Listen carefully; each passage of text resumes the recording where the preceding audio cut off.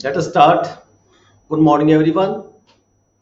Today we will discuss NAPSIDA examination, paper number 4, registration manual. ਇਸ ਤੋਂ ਪਹਿਲਾਂ ਜਿਹੜਾ ਚੈਪਟਰ ਹੈਗਾ ਇਹ ਹੈਗਾ ਰਿਮਿਊਨਰੇਸ਼ਨ ਆਫ ਦਾ ਸਬ ਰਜਿਸਟਰ। ਇਹਨੂੰ ਛੱਡ ਦਿਓ, ਇਹ ਕੋਈ ਹੈ ਨਹੀਂ, ਬਹੁਤ ਪੁਰਾਣਾ ਹੈਗਾ। ਤੁਸੀਂ ਆ ਜਾਓ, ਇਸਟੈਬਲਿਸ਼ਮੈਂਟ ਹੈ, ਇਹ ਵੀ ਛੱਡ ਦਿਓ ਜੀ, ਕੋਈ ਗੱਲ ਨਹੀਂ, ਜ਼ਰੂਰਤ ਨਹੀਂ ਪੈਂਦੀ, ਨਾ ਹੀ ਕਦੇ ਐਗਜ਼ਾਮ 'ਚ ਆਇਆ ਹੈਗਾ। ਇੱਥੇ ਆ ਜਾਓ ਸੈਕਸ਼ਨ 41 ਤੇ, chapter number 3, section 41। Chapter number 3 का ਹੈਗਾ custody, preservation and destruction of the records. Sub registrar ਦੇ ਆਫਿਸ ਦੇ ਵਿੱਚ ਕਿਹੜਾ ਰਿਕਾਰਡ ਹੈ, ਕਿਹਦੀ ਕਸਟਡੀ 'ਚ ਰਹੇਗਾ, ਉਹਨੂੰ ਪ੍ਰੀਜ਼ਰਵ ਕਿਵੇਂ ਕਰਨਾ ਹੈ, ਬਚਾ ਕੇ ਕਿਵੇਂ ਰੱਖਣਾ ਹੈ, ਸੰਭਾਲ ਕੇ ਕਿਵੇਂ ਰੱਖਣਾ ਹੈ, ਤੇ ਡਿਸਟਰਕਸ਼ਨ ਜਿਹੜਾ ਐਕਸਟਰਾ ਰਿਕਾਰਡ ਹੁੰਦਾ, ਫਾਲਤੂ ਰਿਕਾਰਡ ਹੁੰਦਾ, ਕੋਈ ਸਮਾਂ ਬੀਤ ਜਾਂਦਾ ਤੇ ਉਸ ਦੀ ਡਿਸਟਰਕਸ਼ਨ ਕਿਵੇਂ ਕੀਤੀ ਜਾਂਦੀ ਹੈ। ਪਹਿਲਾ ਹੈਡ ਅਸੀਂ ਪੜਾਂਗੇ custody and preservation. Section 41, responsibility for the preservation and safe custody of the record. ਇੱਕ ਦੀ ਜ਼ਿੰਮੇਵਾਰੀ ਬਣਦੀ ਹੈ। ਰਜਿਸਟਰਿੰਗ ਆਫਿਸਰਸ ਜਿਹੜਾ ਵੀ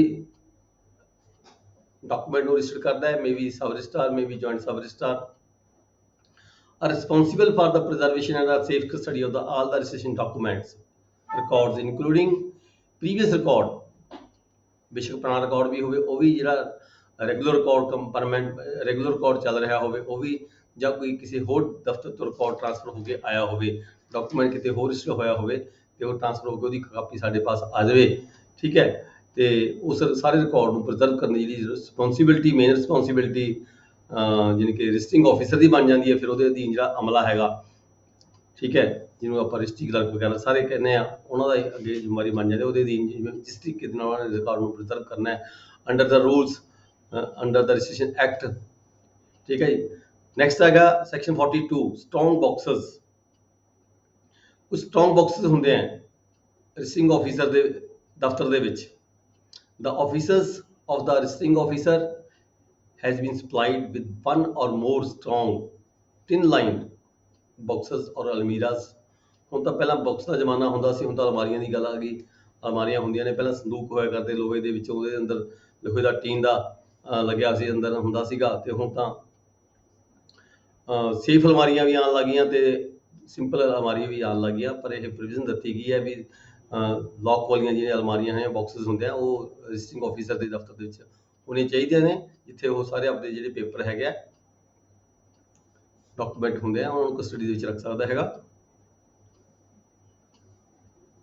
ਇੱਥੇ ਕਿਹਾ ਵੀ ਜਿਹੜੀਆਂ ਇਹ ਬਾਕਸਿਸ ਵਗੈਰਾ ਹੁੰਦੀਆਂ ਨੇ, ਅਲਮਾਰੀਆਂ ਹੁੰਦੀਆਂ ਨੇ, ਇੱਥੇ ਜਿਹੜੀ ਪੇਮੈਂਟ ਹੈਗੀ ਹੈ, ਅਮਾਊਂਟ ਹੋ ਗਿਆ, ਉਹ ਇਹਨਾਂ 'ਚ ਨਹੀਂ ਰੱਖਣੀ ਹੁੰਦੀ। ਇਹ ਜਿਹੜੀ ਇੱਦਾਂ ਦਾ ਜਿਹੜਾ ਹੈਗਾ ਅਲਮਾਰੀਆਂ, ਇਹ ਸਬ ਰਜਿਸਟਰਾਰ ਦੇ ਆਫਿਸ 'ਚ ਵੀ ਹੁੰਦੀਆਂ ਨੇ, ਇਹ ਰਜਿਸਟਰਾਰ ਦੇ ਆਫਿਸ 'ਚ ਵੀ ਹੁੰਦੀਆਂ ਨੇ।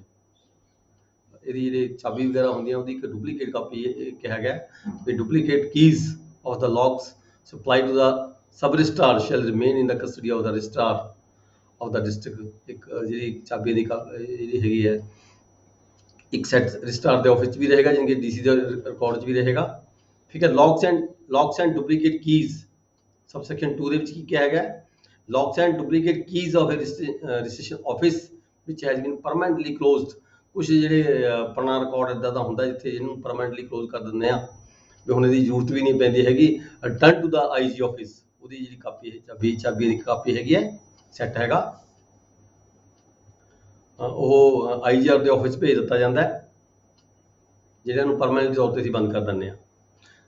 ਸਬ ਸੈਕਸ਼ਨ 3 'ਚ ਕੀ ਕਿਹਾ, ਦਾ ਬਾਕਸਸ ਔਰ ਅਲਮੀਰਾਜ਼ of a registration office which has been permanently closed if not required for the purpose of any other registration office in the district should be auctioned and proceed credited to the head।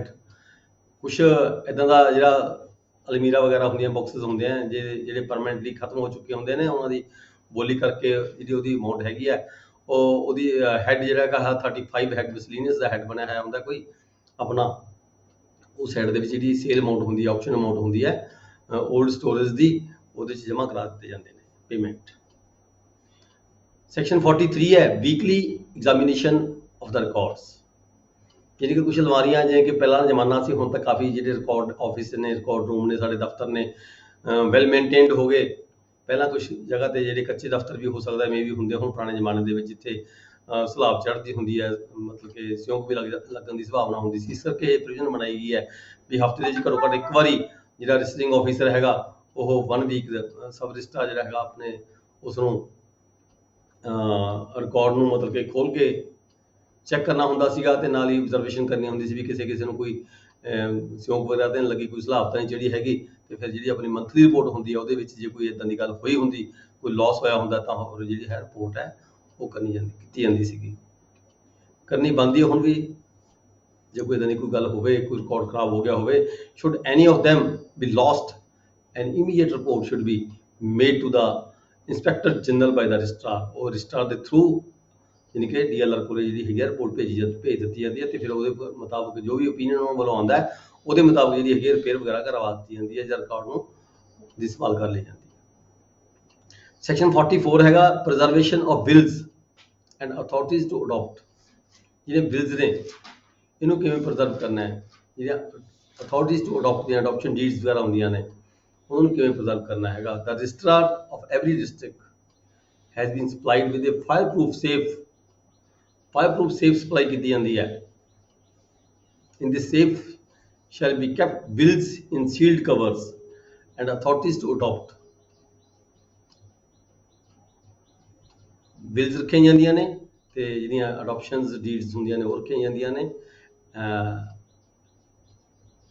Bills which have been or may be opened under section 45 of the Indian Succession Act 1908, it shall not be used for any other purpose whatever। The key of the safe shall remain in the personal custody of the registrar। ਇਹ ਦੇਖੋ, ਇਹ ਗੱਲ ਕੀਤੀ ਗਈ ਹੈ registrar ਦੇ office ਦੀ, ਜਿਹੜੀਆਂ ਚਾਬੀਆਂ ਹੋਣਗੀਆਂ ਜਿੱਥੇ ਕਿ ਸੇਫ ਕਸਟਡੀ ਦੇ ਵਿੱਚ ਇਹ ਬਿਲਸ ਰੱਖੀਆਂ ਜਾਂਦੀਆਂ ਨੇ। The keys of the safe shall remain in the personal custody of the registrar, who alone shall open and close it।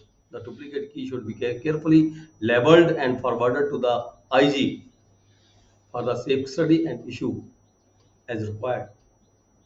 The safe shall be placed damp ਤੋਂ, ਸਲਾਬ ਵਗੈਰਾ ਤੋਂ ਬਚਾ ਕੇ ਉਹਨੂੰ ਰੱਖਣਾ ਹੁੰਦਾ ਹੈਗਾ, ਤੇ 6 ਮਹੀਨਿਆਂ ਦੇ ਵਿੱਚ ਇੱਕ ਵਾਰੀ ਜਿਹੜੀ ਹੈਗੀ ਇਹਦੀ ਐਗਜ਼ਾਮੀਨੇਸ਼ਨ ਕਰਨੀ ਹੁੰਦੀ ਹੈ।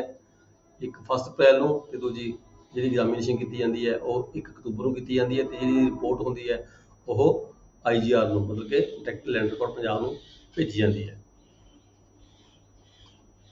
If any bill through age or damp has been subjected to such decomposition, ਜੇ ਕਿਸੇ ਬਿੱਲ ਨੂੰ ਕੋਈ ਕਿਸੇ ਨੇ ਬਿੱਲ ਜਮ੍ਹਾਂ ਕਰਾਈ ਸੀ ਰਜਿਸਟਰਾਰ ਦੇ ਕੋਲੇ, ਠੀਕ ਹੈ, ਉਹ ਬਹੁਤ ਜ਼ਿਆਦਾ ਖਰਾਬ ਹੋ ਗਈ, ਡੀਕੰਪੋਜ਼ ਹੋ ਗਈ, ਯਾਨੀ ਕਿ ਖਰਾਬ ਹੋ ਗਈ, ਹਿਸਾਬ ਹੋ ਗਈ, ਉਸ ਨੂੰ ਉੱਲੀ ਆਲੀ ਵਗੈਰਾ ਵੀ ਲੱਗ ਗਈ, that it appears likely to become useless, the depositor or his legal LRs, if the depositor is dead, ਜੇ ਉਹਦੀ ਡੈਥ ਹੋ ਗਈ ਤਾਂ ਉਹਦੇ LRs should be called upon to replace it। ਤਾਂ ਉਹਨੂੰ ਮਤਲਬ ਕਿ ਬੁਲਾ ਕੇ ਕਿਹਾ ਜਾਂਦਾ ਵੀ ਤੁਸੀਂ ਇਹਦੀ ਜਿਹੜੀ ਕਵਰ ਹੈਗਾ ਉਹ ਚੇਂਜ ਕਰ ਦਿਓ। ਜੇ ਕੋਈ ਚੇਂਜ ਨਹੀਂ ਕਰਦਾ ਅੱਗੇ ਤਾਂ it will be destroyed when no longer legible। ਜਦੋਂ ਬਹੁਤ ਸਮਾਂ ਬੀਤ ਜਾਂਦਾ ਹੈ ਤਾਂ ਇਹ ਬਹੁਤ ਜ਼ਿਆਦਾ ਖਰਾਬ ਹੋ ਜਾਂਦੀ ਹੈ, ਤਾਂ ਉਹਦੀ ਜਿਹੜੀ ਡਿਸਟਰਕਸ਼ਨ ਹੈ ਉਹ ਕਰ ਦਿੱਤੀ ਜਾਂਦੀ ਹੈ। such destruction should be carried out in the presence of a gazetted officer। ਜਦੋਂ ਇਦਾਂ ਦੀ ਕਿਸੇ ਬਿੱਲ ਨੂੰ ਡਿਸਟਰੋਏ ਕੀਤਾ ਜਾਂਦਾ ਹੈ ਤਾਂ ਜਿਹੜਾ ਗੈਸਟਡ ਆਫਿਸਰ ਦੀ ਹਾਜ਼ਰੀ ਦੇ ਵਿੱਚ ਹੀ ਡਿਸਟਰੋਏ ਕੀਤਾ ਜਾਂਦਾ ਹੈ, ਤੇ ਗੈਸਟਡ ਆਫਿਸਰ ਆਪਦਾ ਨੋਟ ਬਣਾਉਂਦਾ ਉਸ ਵੇਲੇ, who should record a note thereof in his own handwriting in the register। ਉਸ ਰਜਿਸਟਰ ਦੇ ਵਿੱਚ ਜਿੱਥੇ ਦੀ ਐਂਟਰੀ ਪਾਈ ਹੋਈ ਹੁੰਦੀ ਹੈ, ਜਦੋਂ ਇਹ ਕੋਈ ਵਿਅਕਤੀ ਆਪਣੀ ਜਿਹੜੀ ਬਿੱਲ ਹੈਗੀ ਹੈ ਉਹ ਡਿਪੋਜ਼ਿਟ ਕਰਾਉਂਦਾ ਹੈ ਰਜਿਸਟਰਾਰ ਦੇ ਆਫਿਸ ਦੇ ਵਿੱਚ, ਉਸ ਰਜਿਸਟਰ ਦੇ ਵਿੱਚ ਜਦੋਂ ਕਿਸੇ ਇਦਾਂ ਦੀ ਬਿੱਲ ਜਿਹੜੀ ਬਿਲਕੁਲ ਖਰਾਬ ਹੋ ਚੁੱਕੀ ਹੁੰਦੀ ਹੈ, ਐਲੀਜੀਬਲ ਨਹੀਂ ਰਹਿ ਜਾਂਦੀ, ਤਾਂ ਉਹਦੀ ਡਿਸਟਰਕਸ਼ਨ ਕਰਕੇ ਜਿਹੜਾ ਉਹਦਾ ਨੋਟ ਹੈਗਾ ਉਹ ਗੈਸਟਡ ਆਫਿਸਰ ਵੱਲੋਂ ਉਹਦੇ ਰਜਿਸਟਰ ਦੇ ਹੈਗਾ ਉਹਦੇ ਆਪੋਜ਼ਿਟ ਦੇ ਦਿੱਤਾ ਜਾਂਦਾ ਵੀ ਇਹ ਜਿਹੜੀ ਮੇਰੀ ਹਾਜ਼ਰੀ ਦੇ ਵਿੱਚ ਇੰਨੀ ਤਰੀਕ ਨੂੰ ਜਿਹੜੀ ਹੈਗੀ ਡਿਸਟਰੋਏ ਕਰ ਦਿੱਤੀ ਹੈ, ਡਿਊ ਟੂ ਮਤਲਬ ਕਿ ਵੀ ਇਹ ਖਰਾਬ ਹੋ ਚੁੱਕੀ ਹੈ, ਪੜ੍ਹਨ ਦੇ ਯੋਗ ਨਹੀਂ ਰਹਿ ਗਈ। ਅੱਗੇ ਸਬਸੈਕਸ਼ਨ 3 ਹੈ 44 ਦਾ, when several bills are kept together। ਜਦੋਂ ਕਈ ਵਾਰੀ ਕੀ ਹੁੰਦੀਆਂ ਨੇ ਬਿੱਲਾਂ ਆਈਆਂ ਹੁੰਦੀਆਂ 4 5 10 ਲਿਫਾਫੇ ਇਕੱਠੇ ਕਰਕੇ ਰੱਖ ਦਿੰਦੇ ਆ, ਤਾਂ ਤੁਸੀਂ ਕਈ ਵਾਰੀ ਦੇਖਿਆ ਹੋਗਾ ਜਿਵੇਂ ਨੋਟ ਵੀ ਜੁੜ ਜਾਂਦੇ ਨੇ ਆਪਸ ਦੇ ਵਿੱਚ, ਇੱਦਾਂ ਜਿਹੜੇ ਲਿਫਾਫੇ ਹੁੰਦੇ ਨੇ ਉਹ ਜਿਹੜੀ ਗਮ ਵਗੈਰਾ ਛੁੱਟਣ ਦੇ ਕਾਰਨ ਕੀ ਹੈਗਾ ਉਹਦੇ ਜਿਹੜੇ ਕਵਰ ਨੇ ਖਰਾਬ ਹੋ ਜਾਂਦੇ ਨੇ ਜਾਂ ਆਪਸ ਵਿੱਚ ਚਿਪਕ ਜਾਂਦੇ ਨੇ, ਠੀਕ ਹੈ। ਜਦੋਂ ਇੱਦਾਂ ਦੀ ਕੋਈ ਹਾਲਤ ਹੋ ਜਾਂਦੀ ਹੈ, when several bills are kept together arranged one above the other, the seal are apt to wear out। जो ਉਹਦੀ ਸੀਲ ਵਗੈਰਾ ਹੁੰਦੀ ਜਿਹੜੀ ਉੱਪਰ ਲੱਗੀ ਹੀ ਹੁੰਦੀ ਹੈ ਉਹ ਵੀ ਫੁੱਟ ਜਾਂਦੀ ਹੈ, ਜਿਹੜੇ ਉਹਦੇ ਉੱਪਰ ਕੁਝ ਲਿਖਿਆ ਕਰਿਆ ਹੁੰਦਾ ਉਹ ਵੀ ਖਰਾਬ ਹੋ ਜਾਂਦਾ ਹੈਗਾ। ਤਾਂ ਫਿਰ ਕੀ ਹੁੰਦਾ, ਐਸੀਆਂ ਬਿੱਲ ਨੂੰ ਕੀ ਹੁੰਦਾ ਟਰਾਂਸਪੇਰੈਂਟ ਲਿਫਾਫਿਆਂ ਦੇ ਵਿੱਚ ਪਾ ਕੇ ਉਹਨੂੰ ਸੈਪਰੇਟ ਤੌਰ ਤੇ ਲਿਫਾਫੇ 'ਚ ਪਾ ਕੇ ਰੱਖ ਦਿੱਤਾ ਜਾਂਦਾ ਹੈ ਤੇ ਸੀਲ ਕਰ ਦਿੱਤਾ ਜਾਂਦਾ ਹੈ ਤਾਂ ਕਿ ਉਹ ਦੁਬਾਰਾ ਉਹ ਆਪਸ ਦੇ ਵਿੱਚ ਨਾ ਚਿਪਕਣ। ਸੈਕਸ਼ਨ 45 ਹੈਗਾ no need for verification of existence of the testator. ਇਹ ਜਿਹੜੇ ਬਿਲਸ ਨੇ ਜਿਹੜੀਆਂ ਰਜਿਸਟਰਾਰ ਦੇ ਆਫਿਸ ਦੇ ਵਿੱਚ ਜਾ ਕੇ ਜਮ੍ਹਾਂ ਹੋਈਆਂ ਹੁੰਦੀਆਂ ਨੇ, ਸੇਫ ਕਸਟਡੀ ਦੇ ਵਿੱਚ ਡੀਸੀ ਵੱਲੋਂ ਰੱਖੀਆਂ ਹੁੰਦੀਆਂ ਨੇ ਆਪਦੇ ਰਿਕਾਰਡ ਰੂਮ ਦੇ ਵਿੱਚ, ਸੇਫ ਕਸਟਡੀ ਦੀ ਅਲਮੀਰਾ ਰੱਖੀਆਂ ਹੁੰਦੀਆਂ ਨੇ। ਤੇ ਇਹ ਕਿਹੜਾ ਵਿਅਕਤੀ ਇਸ ਨੂੰ ਜਮ੍ਹਾਂ ਕਰਵਾ ਕੇ ਗਿਆ ਉਹ ਸਾਰੇ ਐਂਟਰੀ ਜਿਹੜੀ ਰਜਿਸਟਰ ਦਰਜ ਹੁੰਦੀ ਹੈ।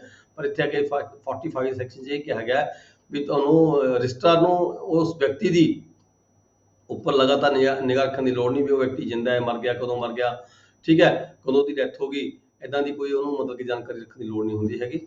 ਇਹ ਸੈਕਸ਼ਨ 45 ਕਹਿੰਦਾ ਸਾਡੀ ਕੋਈ ਰਿਸਪੌਂਸਿਬਿਲਿਟੀ ਨਹੀਂ ਇੱਦਾਂ ਦੀ, ਵਿਅਕਤੀ ਕਦੋਂ ਉਹਦੀ ਡੈਥ ਹੋਈ ਹੈ ਕਦੋਂ ਨਹੀਂ ਹੋਈ। ਨੈਕਸਟ ਆ ਗਿਆ central record room, central record office.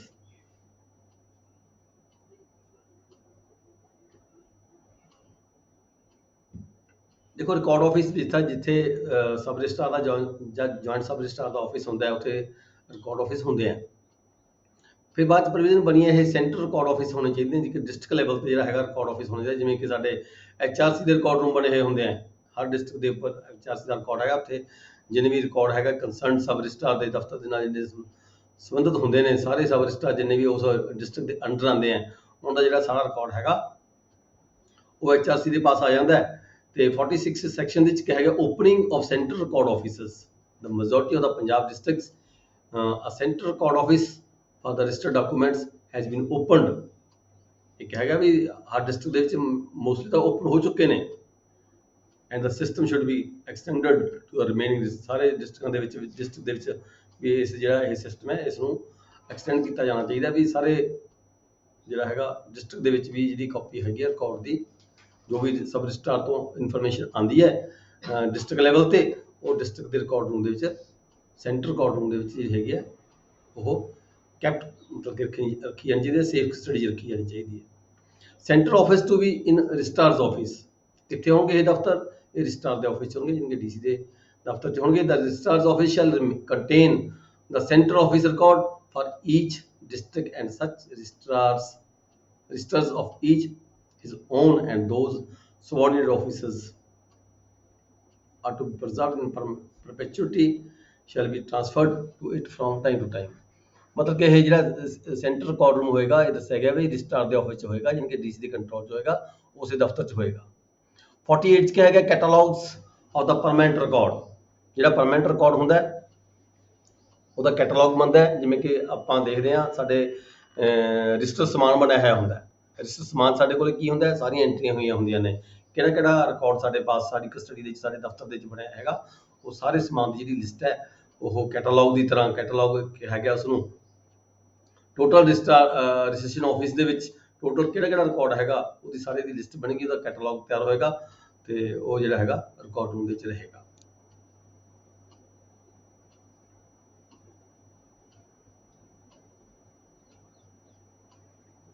In future ਇਹ ਬਹੁਤ ਪੁਰਾਣੇ ਰਿਕਾਰਡ ਦੀ ਗੱਲ ਕੀਤੀ ਗਈ 1847 ਦੀ, 1855 ਤੋਂ 1867 ਦਾ ਰਿਕਾਰਡ ਕਿਵੇਂ ਰੱਖਿਆ ਜਾਏਗਾ।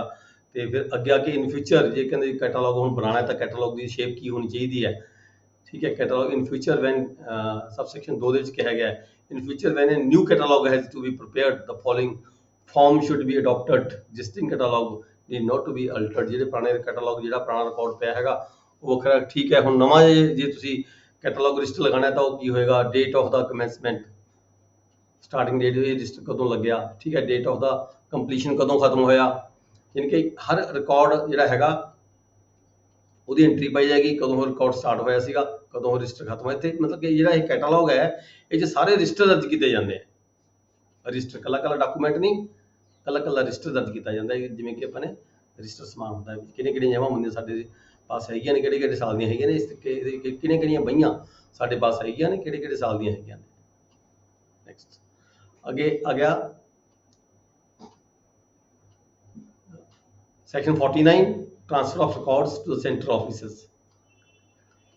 when a central office has been opened no time should be, ਕਹਿੰਦੇ ਜਦੋਂ ਸੈਂਟਰਲ ਆਫਿਸ ਤੁਹਾਡਾ ਬਣ ਗਿਆ ਫਿਰ ਸਬ ਰਜਿਸਟਰਾਰ ਦੇ ਜਿਹੜੇ ਦਫ਼ਤਰ ਹੈਗੇ ਆ ਉਹਨਾਂ ਨੂੰ ਜਿਹੜਾ ਰਿਕਾਰਡ ਸੈਂਟਰ ਰਿਕਾਰਡ ਰੂਮ 'ਚ ਭੇਜਣ ਵਾਲਾ ਹੁੰਦਾ ਹੈ, ਉਸ ਨੂੰ ਬਿਨਾਂ ਕਿਸੇ ਦੇਰੀ ਤੋਂ ਜਿਹੜਾ ਹੈਗਾ ਪੁਰਾਣੇ ਰਿਕਾਰਡ ਨੂੰ ਭੇਜ ਦੇਣਾ ਚਾਹੀਦਾ ਹੁੰਦਾ ਹੈ। ਇਹੀ ਕਿਹਾ ਇਹਦੇ ਵਿੱਚ, ਕੋਈ ਜ਼ਿਆਦਾ ਲੰਮਾ ਚੌੜਾ ਨਹੀਂ ਹੈਗਾ।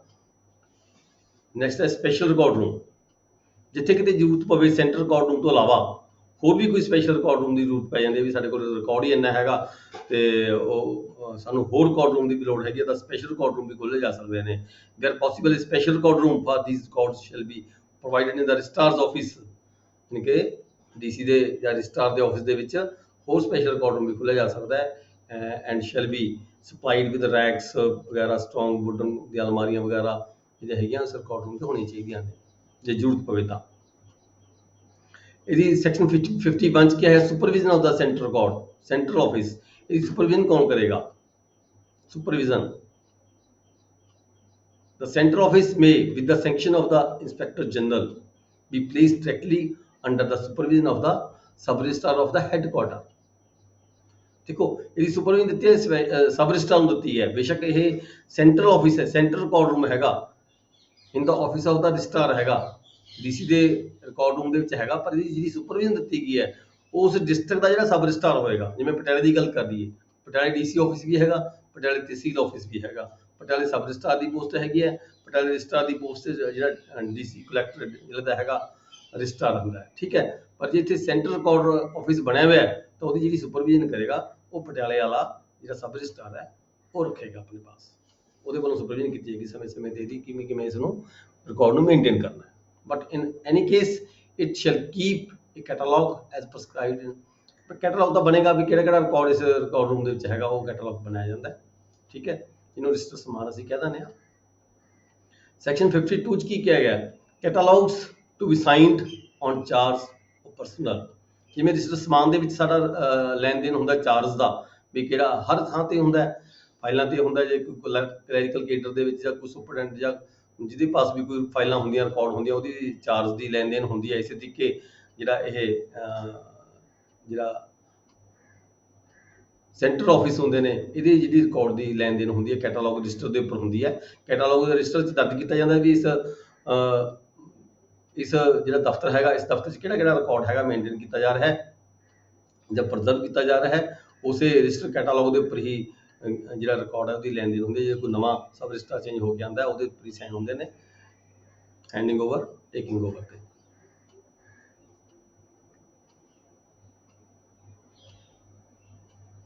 Inspection and production in the courts. Section 53 की है inspection of registers etcetera by the applicant under section 57। ਜਿਹੜਾ ਸਾਡਾ ਇੰਡੀਅਨ ਰਜਿਸਟ੍ਰੇਸ਼ਨ ਐਕਟ ਹੈਗਾ 1908, ਸ਼ਾਇਦ 1908 ਹਾਂ, ਤੇ ਉਹਦੇ ਜਿਹੜਾ ਸੈਕਸ਼ਨ 57 ਹੈ ਉਹਦੇ ਅਗੇਂਸਟ ਐਪਲੀਕੈਂਟ ਨੂੰ ਜਿਹੜਾ ਰਿਕਾਰਡ ਹੈਗਾ ਉਹਦੀ ਇੰਸਪੈਕਸ਼ਨ ਕਰਨ ਦੀ ਜਿਹੜੀ ਪਾਵਰ ਦਿੱਤੀ ਗਈ ਹੈ, ਠੀਕ ਹੈ। ਇੱਥੇ ਦੱਸਿਆ ਗਿਆ ਇਹਦੇ ਵਿੱਚ 53 ਦੇ ਵਿੱਚ ਵੀ ਉਹ ਕਿਵੇਂ ਜਿਹੜੀ ਇੰਸਪੈਕਸ਼ਨ ਕਰੇਗਾ। ਉਹਦੇ ਕੋਲ ਕੋਈ ਪੈਨ ਨਹੀਂ ਹੋਣਾ ਚਾਹੀਦਾ, ਠੀਕ ਹੈ, ਕੋਈ ਇੰਕ ਨਹੀਂ ਉਹਦੇ ਕੋਲ ਹੋਣੀ ਚਾਹੀਦੀ, ਪੈਨਸਲ ਲੈ ਸਕਦਾ ਆਪਣੇ ਪਾਸ ਉਹ। ਜੇ ਕੋਈ ਵਿਅਕਤੀ ਕਿਸੇ ਮਤਲਬ ਕਿ ਬਹੀ ਨੂੰ ਚੈੱਕ ਕਰਨਾ ਚਾਹੁੰਦਾ ਹੈ, ਦੇਖਣਾ ਚਾਹੁੰਦਾ ਹੈ, ਜਿਵੇਂ ਕਿ ਬੁੱਕ 1 ਨੂੰ ਦੇਖਣਾ ਚਾਹੁੰਦਾ ਹੈ, ਠੀਕ ਹੈ, ਉਹਦੇ ਵਿੱਚ ਵੀ ਕਿਹੜੀ ਰਜਿਸਟਰੀ ਉਹ ਦੇਖਣਾ ਚਾਹੁੰਦਾ ਹੈ, ਤੇ ਤਾਂ ਉਹ ਆਪਣੇ ਪਾਸ ਪੈਨਸਲ ਤੇ ਪੇਜ ਲੈ ਸਕਦਾ, ਉੱਥੇ ਨੋਟ ਕਰ ਸਕਦਾ ਆਪਦਾ ਵੀ ਉਹਨੇ ਕੀ ਦੇਖਣਾ ਕੀ ਨਹੀਂ ਦੇਖਣਾ, ਕਿੰਨੀ ਅਮਾਊਂਟ ਦੀ ਕੋਈ ਰਜਿਸਟਰੀ ਸੀ, ਕਿਸ ਬੰਦੇ ਨੇ ਕਿਸ ਨੂੰ ਕਰਵਾਈ, ਕਿਹੜੇ ਪਿੰਡ ਦੀ ਕਰਵਾਈ, ਕਿੰਨੀ ਜ਼ਮੀਨ ਦੀ ਰਜਿਸਟਰੀ ਕਰਵਾਈ, ਇਹ ਸਾਰਾ ਕੁਝ ਉਹ ਨੋਟ ਕਰ ਸਕਦਾ ਹੈ ਆਪਦੀ ਪੈਨਸਲ ਦੇ ਨਾਲ। ਪੈਨ ਉਹਦੇ ਕੋਲ ਨਹੀਂ ਹੋਏਗਾ ਜਦੋਂ ਕੋਈ ਵਿਅਕਤੀ ਕਿਸੇ ਸਬ ਰਜਿਸਟਰਾਰ ਦੇ ਆਫਿਸ ਦੇ ਵਿੱਚ ਕੋਈ ਰਿਕਾਰਡ ਦੀ ਇੰਸਪੈਕਸ਼ਨ ਕਰਦਾ ਹੈ। No mark shall however be made on any record। ਕਿਸੇ ਵੀ ਰਿਕਾਰਡ ਦੇ ਉੱਪਰ ਕੋਈ ਮਾਰਕਿੰਗ ਨਹੀਂ ਕਰ ਸਕਦਾ, ਠੀਕ ਹੈ। ਇਸੇ ਕਰਕੇ ਉਹਨੂੰ ਕਿਹਾ ਗਿਆ ਵੀ ਉਹਦੇ ਪਾਸ ਪੈਨ ਨਹੀਂ ਹੋਣਾ ਚਾਹੀਦਾ, ਪਰ ਇਹ ਨਾਲ ਇਹ ਹੈਗਾ ਇਹ ਪ੍ਰੈਸੈਂਸ 'ਚ ਹੋਏਗਾ। ਜੇ ਕੋਈ ਕਿਸੇ ਨੇ ਇੰਸਪੈਕਸ਼ਨ ਕਰਨੀ ਹੈ ਤਾਂ ਜਿਹੜਾ ਰਜਿਸਟਰਿੰਗ ਆਫਿਸਰ ਹੈਗਾ, sub registrar, joint sub registrar ਜਾਂ ਉਹਦੇ ਅਧੀਨ ਜਿਹੜੇ ਕਰਮਚਾਰੀ ਹੁੰਦੇ ਆ, ਠੀਕ ਹੈ, ਉਹਨਾਂ ਦੀ ਹਾਜ਼ਰੀ ਵਿੱਚ ਹੀ ਕੋਈ ਬੰਦਾ ਇੰਸਪੈਕਸ਼ਨ ਕਰ ਸਕਦਾ ਹੈ। ਇੱਦਾਂ ਨਹੀਂ ਹੈਗਾ ਵੀ ਉਹਨੂੰ ਚੱਕ ਕੇ ਤੁਸੀਂ ਬੁੱਕ ਫੜਾਤੀ ਤੇ ਉਹ ਜੋ ਮਰਜ਼ੀ ਆਪਦੀ ਇੰਸਪੈਕਸ਼ਨ ਕਰੇ ਤੇ ਜ਼ਰੂਰਤ ਮਤਲਬ ਕਿ ਆਪਦੀ ਲੋੜ ਦੇ ਮੁਤਾਬਕ ਹੋ ਕੇ ਕੋਈ ਤਬਦੀਲੀ ਕਰ ਦੇਵੇ ਉਹ, ਕਿਉਂਕਿ ਓਰੀਜਨਲ ਰਿਕਾਰਡ ਹੁੰਦਾ, ਓਰੀਜਨਲ ਰਿਕਾਰਡ ਹੀ ਉਹਨੇ ਚੈੱਕ ਕਰਨਾ ਹੁੰਦਾ ਹੈ।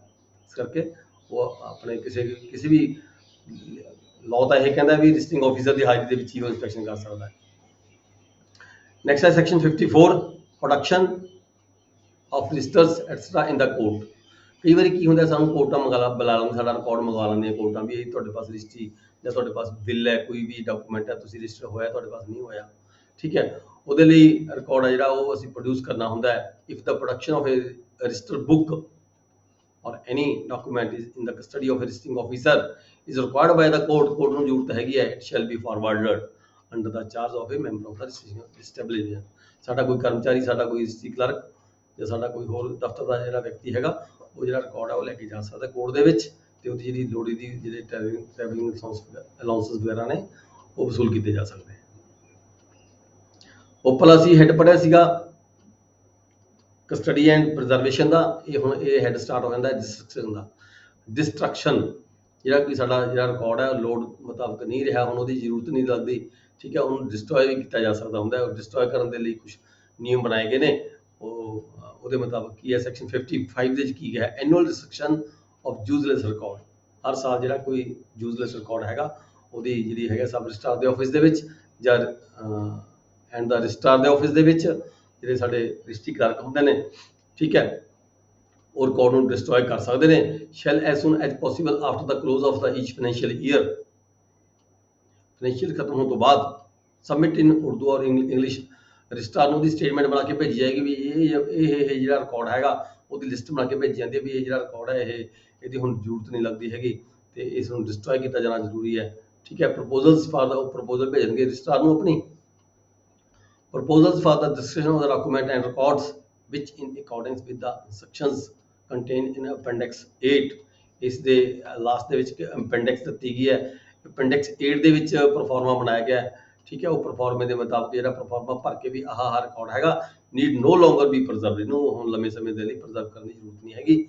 The registrar after examining all such statements shall pass order for the destruction। ਫਿਰ ਰਜਿਸਟਰਾਰ ਵੱਲੋਂ ਆਰਡਰ ਪਾਸ ਕਰ ਦਿੱਤਾ ਜਾਂਦਾ ਹੈ ਵੀ ਹਾਂ ਠੀਕ ਹੈ, ਇਸ ਰਿਕਾਰਡ ਨੂੰ ਜਿਹੜਾ ਹੈਗਾ ਤੁਸੀਂ ਡਿਸਟਰੋਏ ਕਰ ਸਕਦੇ ਹੋ। These statements should be disposed of by the registrars by the 1st March in each year। ਐਸੀਆਂ ਜਿਹੜੀਆਂ ਰਿਪੋਰਟਾਂ ਨੇ ਬਹੁਤ ਸਾਰੀਆਂ ਇਕੱਠੀਆਂ ਹੋ ਜਾਂਦੀਆਂ ਨੇ ਰਜਿਸਟਰਾਰ ਦੇ ਆਫਿਸ ਦੇ ਵਿੱਚ, ਤੇ ਉਹਨਾਂ ਦੀ ਜਿਹੜੀ ਡਿਸਟਰੋਏ ਹੈ ਉਹ ਵੀ ਕੀਤੀ ਜਾ ਸਕਦੀ ਹੈ by the 1st March in each year।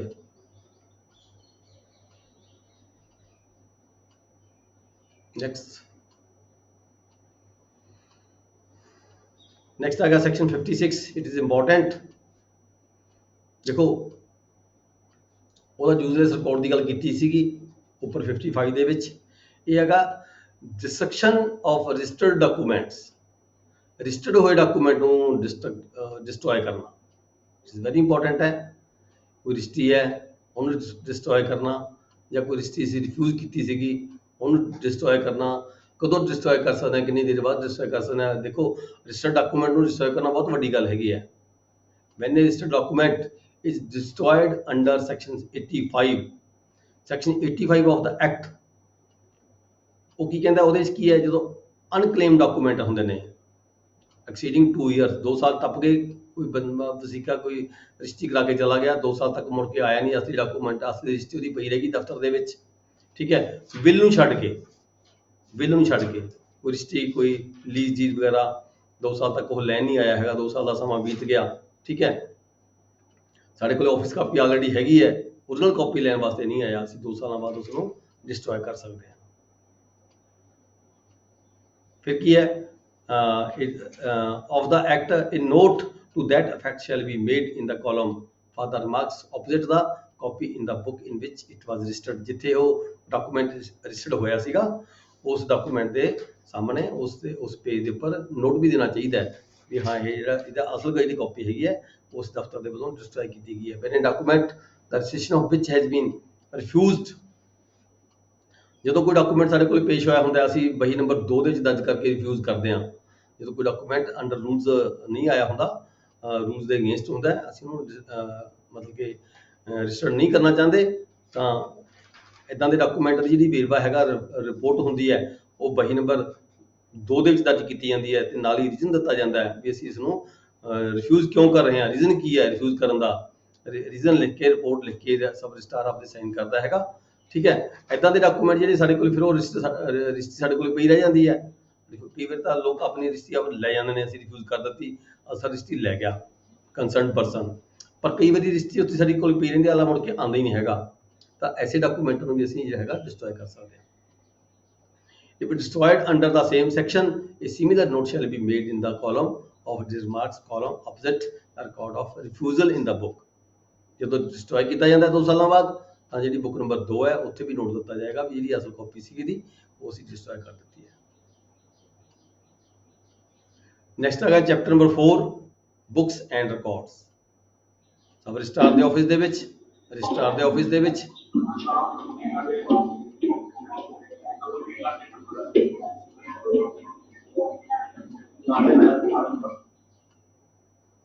Registrar ਦੇ ਆਫਿਸ ਦੇ ਵਿੱਚ ਕਾਈਂਡਲੀ ਮਾਈਕ ਇਹਨਾਂ ਦਾ ਖੁੱਲ੍ਹਾ ਬੰਦ ਕਰ ਲਓ ਜੀ ਪਲੀਜ਼। ਰਜਿਸਟਰਾਰ ਦੇ ਆਫਿਸ ਦੇ ਵਿੱਚ ਤੇ ਸਬ ਰਜਿਸਟਰਾਰ ਦੇ ਆਫਿਸ ਦੇ ਵਿੱਚ ਕਿਹੜੇ ਕਿਹੜੇ ਜਿਹੜੀਆਂ ਬੁੱਕਸ ਹੁੰਦੀਆਂ ਨੇ ਉਹ ਰੱਖੀਆਂ ਜਾਂਦੀਆਂ ਨੇ। ਬੁੱਕ 1 ਹੈ, ਬੁੱਕ 2 ਹੈ, ਬੁੱਕ 3 4 5 6 ਇਹ ਕੁਝ ਬੁੱਕਸ ਹੁੰਦੀਆਂ ਨੇ। ਆਪਾਂ ਡਿਟੇਲ 'ਚ ਫਿਰ ਪੜਾਂਗੇ ਅੱਗੇ ਜਾ ਕੇ ਇਹਨਾਂ ਦੇ ਬਾਰੇ 'ਚ। ਤੇ ਅੱਜ ਅਸੀਂ ਸ਼ਾਰਟ ਦੇ ਵਿੱਚ ਪੜ੍ਹਦੇ ਹਾਂ। In the office of the every registrar and sub registrar the following register shall be maintain. ਬੇਸ਼ੱਕ ਰਜਿਸਟਰਾਰ ਹੈ, ਬੇਸ਼ੱਕ ਸਬ ਰਜਿਸਟਰਾਰ ਹੈ, ਦੋਨਾਂ ਦਫ਼ਤਰਾਂ ਦੇ ਵਿੱਚ ਬੁੱਕ ਨੰਬਰ 1 ਹੈ ਉਹ ਰੱਖੀ ਜਾਏਗੀ। ਬੁੱਕ 1 'ਚ ਕੀ ਦਰਜ ਕਰਦੇ ਹਾਂ ਅਸੀਂ? ਰਜਿਸਟਰੀਆਂ ਨੂੰ ਬਿੱਲਾਂ ਨੂੰ ਛੱਡ ਕੇ, ਅਡਾਪਸ਼ਨ ਡੀਡ ਨੂੰ ਛੱਡ ਕੇ ਜਿੰਨੀਆਂ ਅਸੀਂ ਰਜਿਸਟਰੀਆਂ ਦਰਜ ਕਰਦੇ, ਜਿੰਨੀਆਂ ਅਸੀਂ ਰਜਿਸਟਰੀਆਂ ਕਰਦੇ ਹਾਂ ਸਾਰੀਆਂ ਦੀਆਂ ਸਾਰੀਆਂ ਰਜਿਸਟਰੀਆਂ ਬੁੱਕ 1 'ਚ ਐਂਟਰੀ ਹੁੰਦੀ ਹੈ। ਇਮੂਵੇਬਲ ਪ੍ਰਾਪਰਟੀ ਦੀ, ਠੀਕ ਹੈ ਜੀ, ਵਾਹੀ ਇਮੂਵੇਬਲ ਪ੍ਰਾਪਰਟੀ ਦੀਆਂ ਜਿੰਨੀਆਂ ਅਸੀਂ ਰਜਿਸਟਰੀਆਂ ਕਰਦੇ ਹਾਂ ਉਹ ਬੁੱਕ 1 ਵਿੱਚ ਦਰਜ ਕਰਦੇ ਹਾਂ। ਬੁੱਕ 1 ਦੇ ਨਾਲ ਨਾਲ ਇੱਕ ਸਪਲੀਮੈਂਟਰੀ ਬੁੱਕ ਵੀ ਲਗਾਈ ਜਾਂਦੀ ਹੈ। ਜਿਹੜਾ ਐਕਸਟਰਾ ਕੋਈ ਰਿਕਾਰਡ ਹੁੰਦਾ ਹੈਗਾ ਉਹ ਬੁੱਕ ਸਪਲੀਮੈਂਟਰੀ ਬੁੱਕ ਵੀ ਲਗਾਇਆ ਜਾ ਸਕਦਾ ਹੈਗਾ।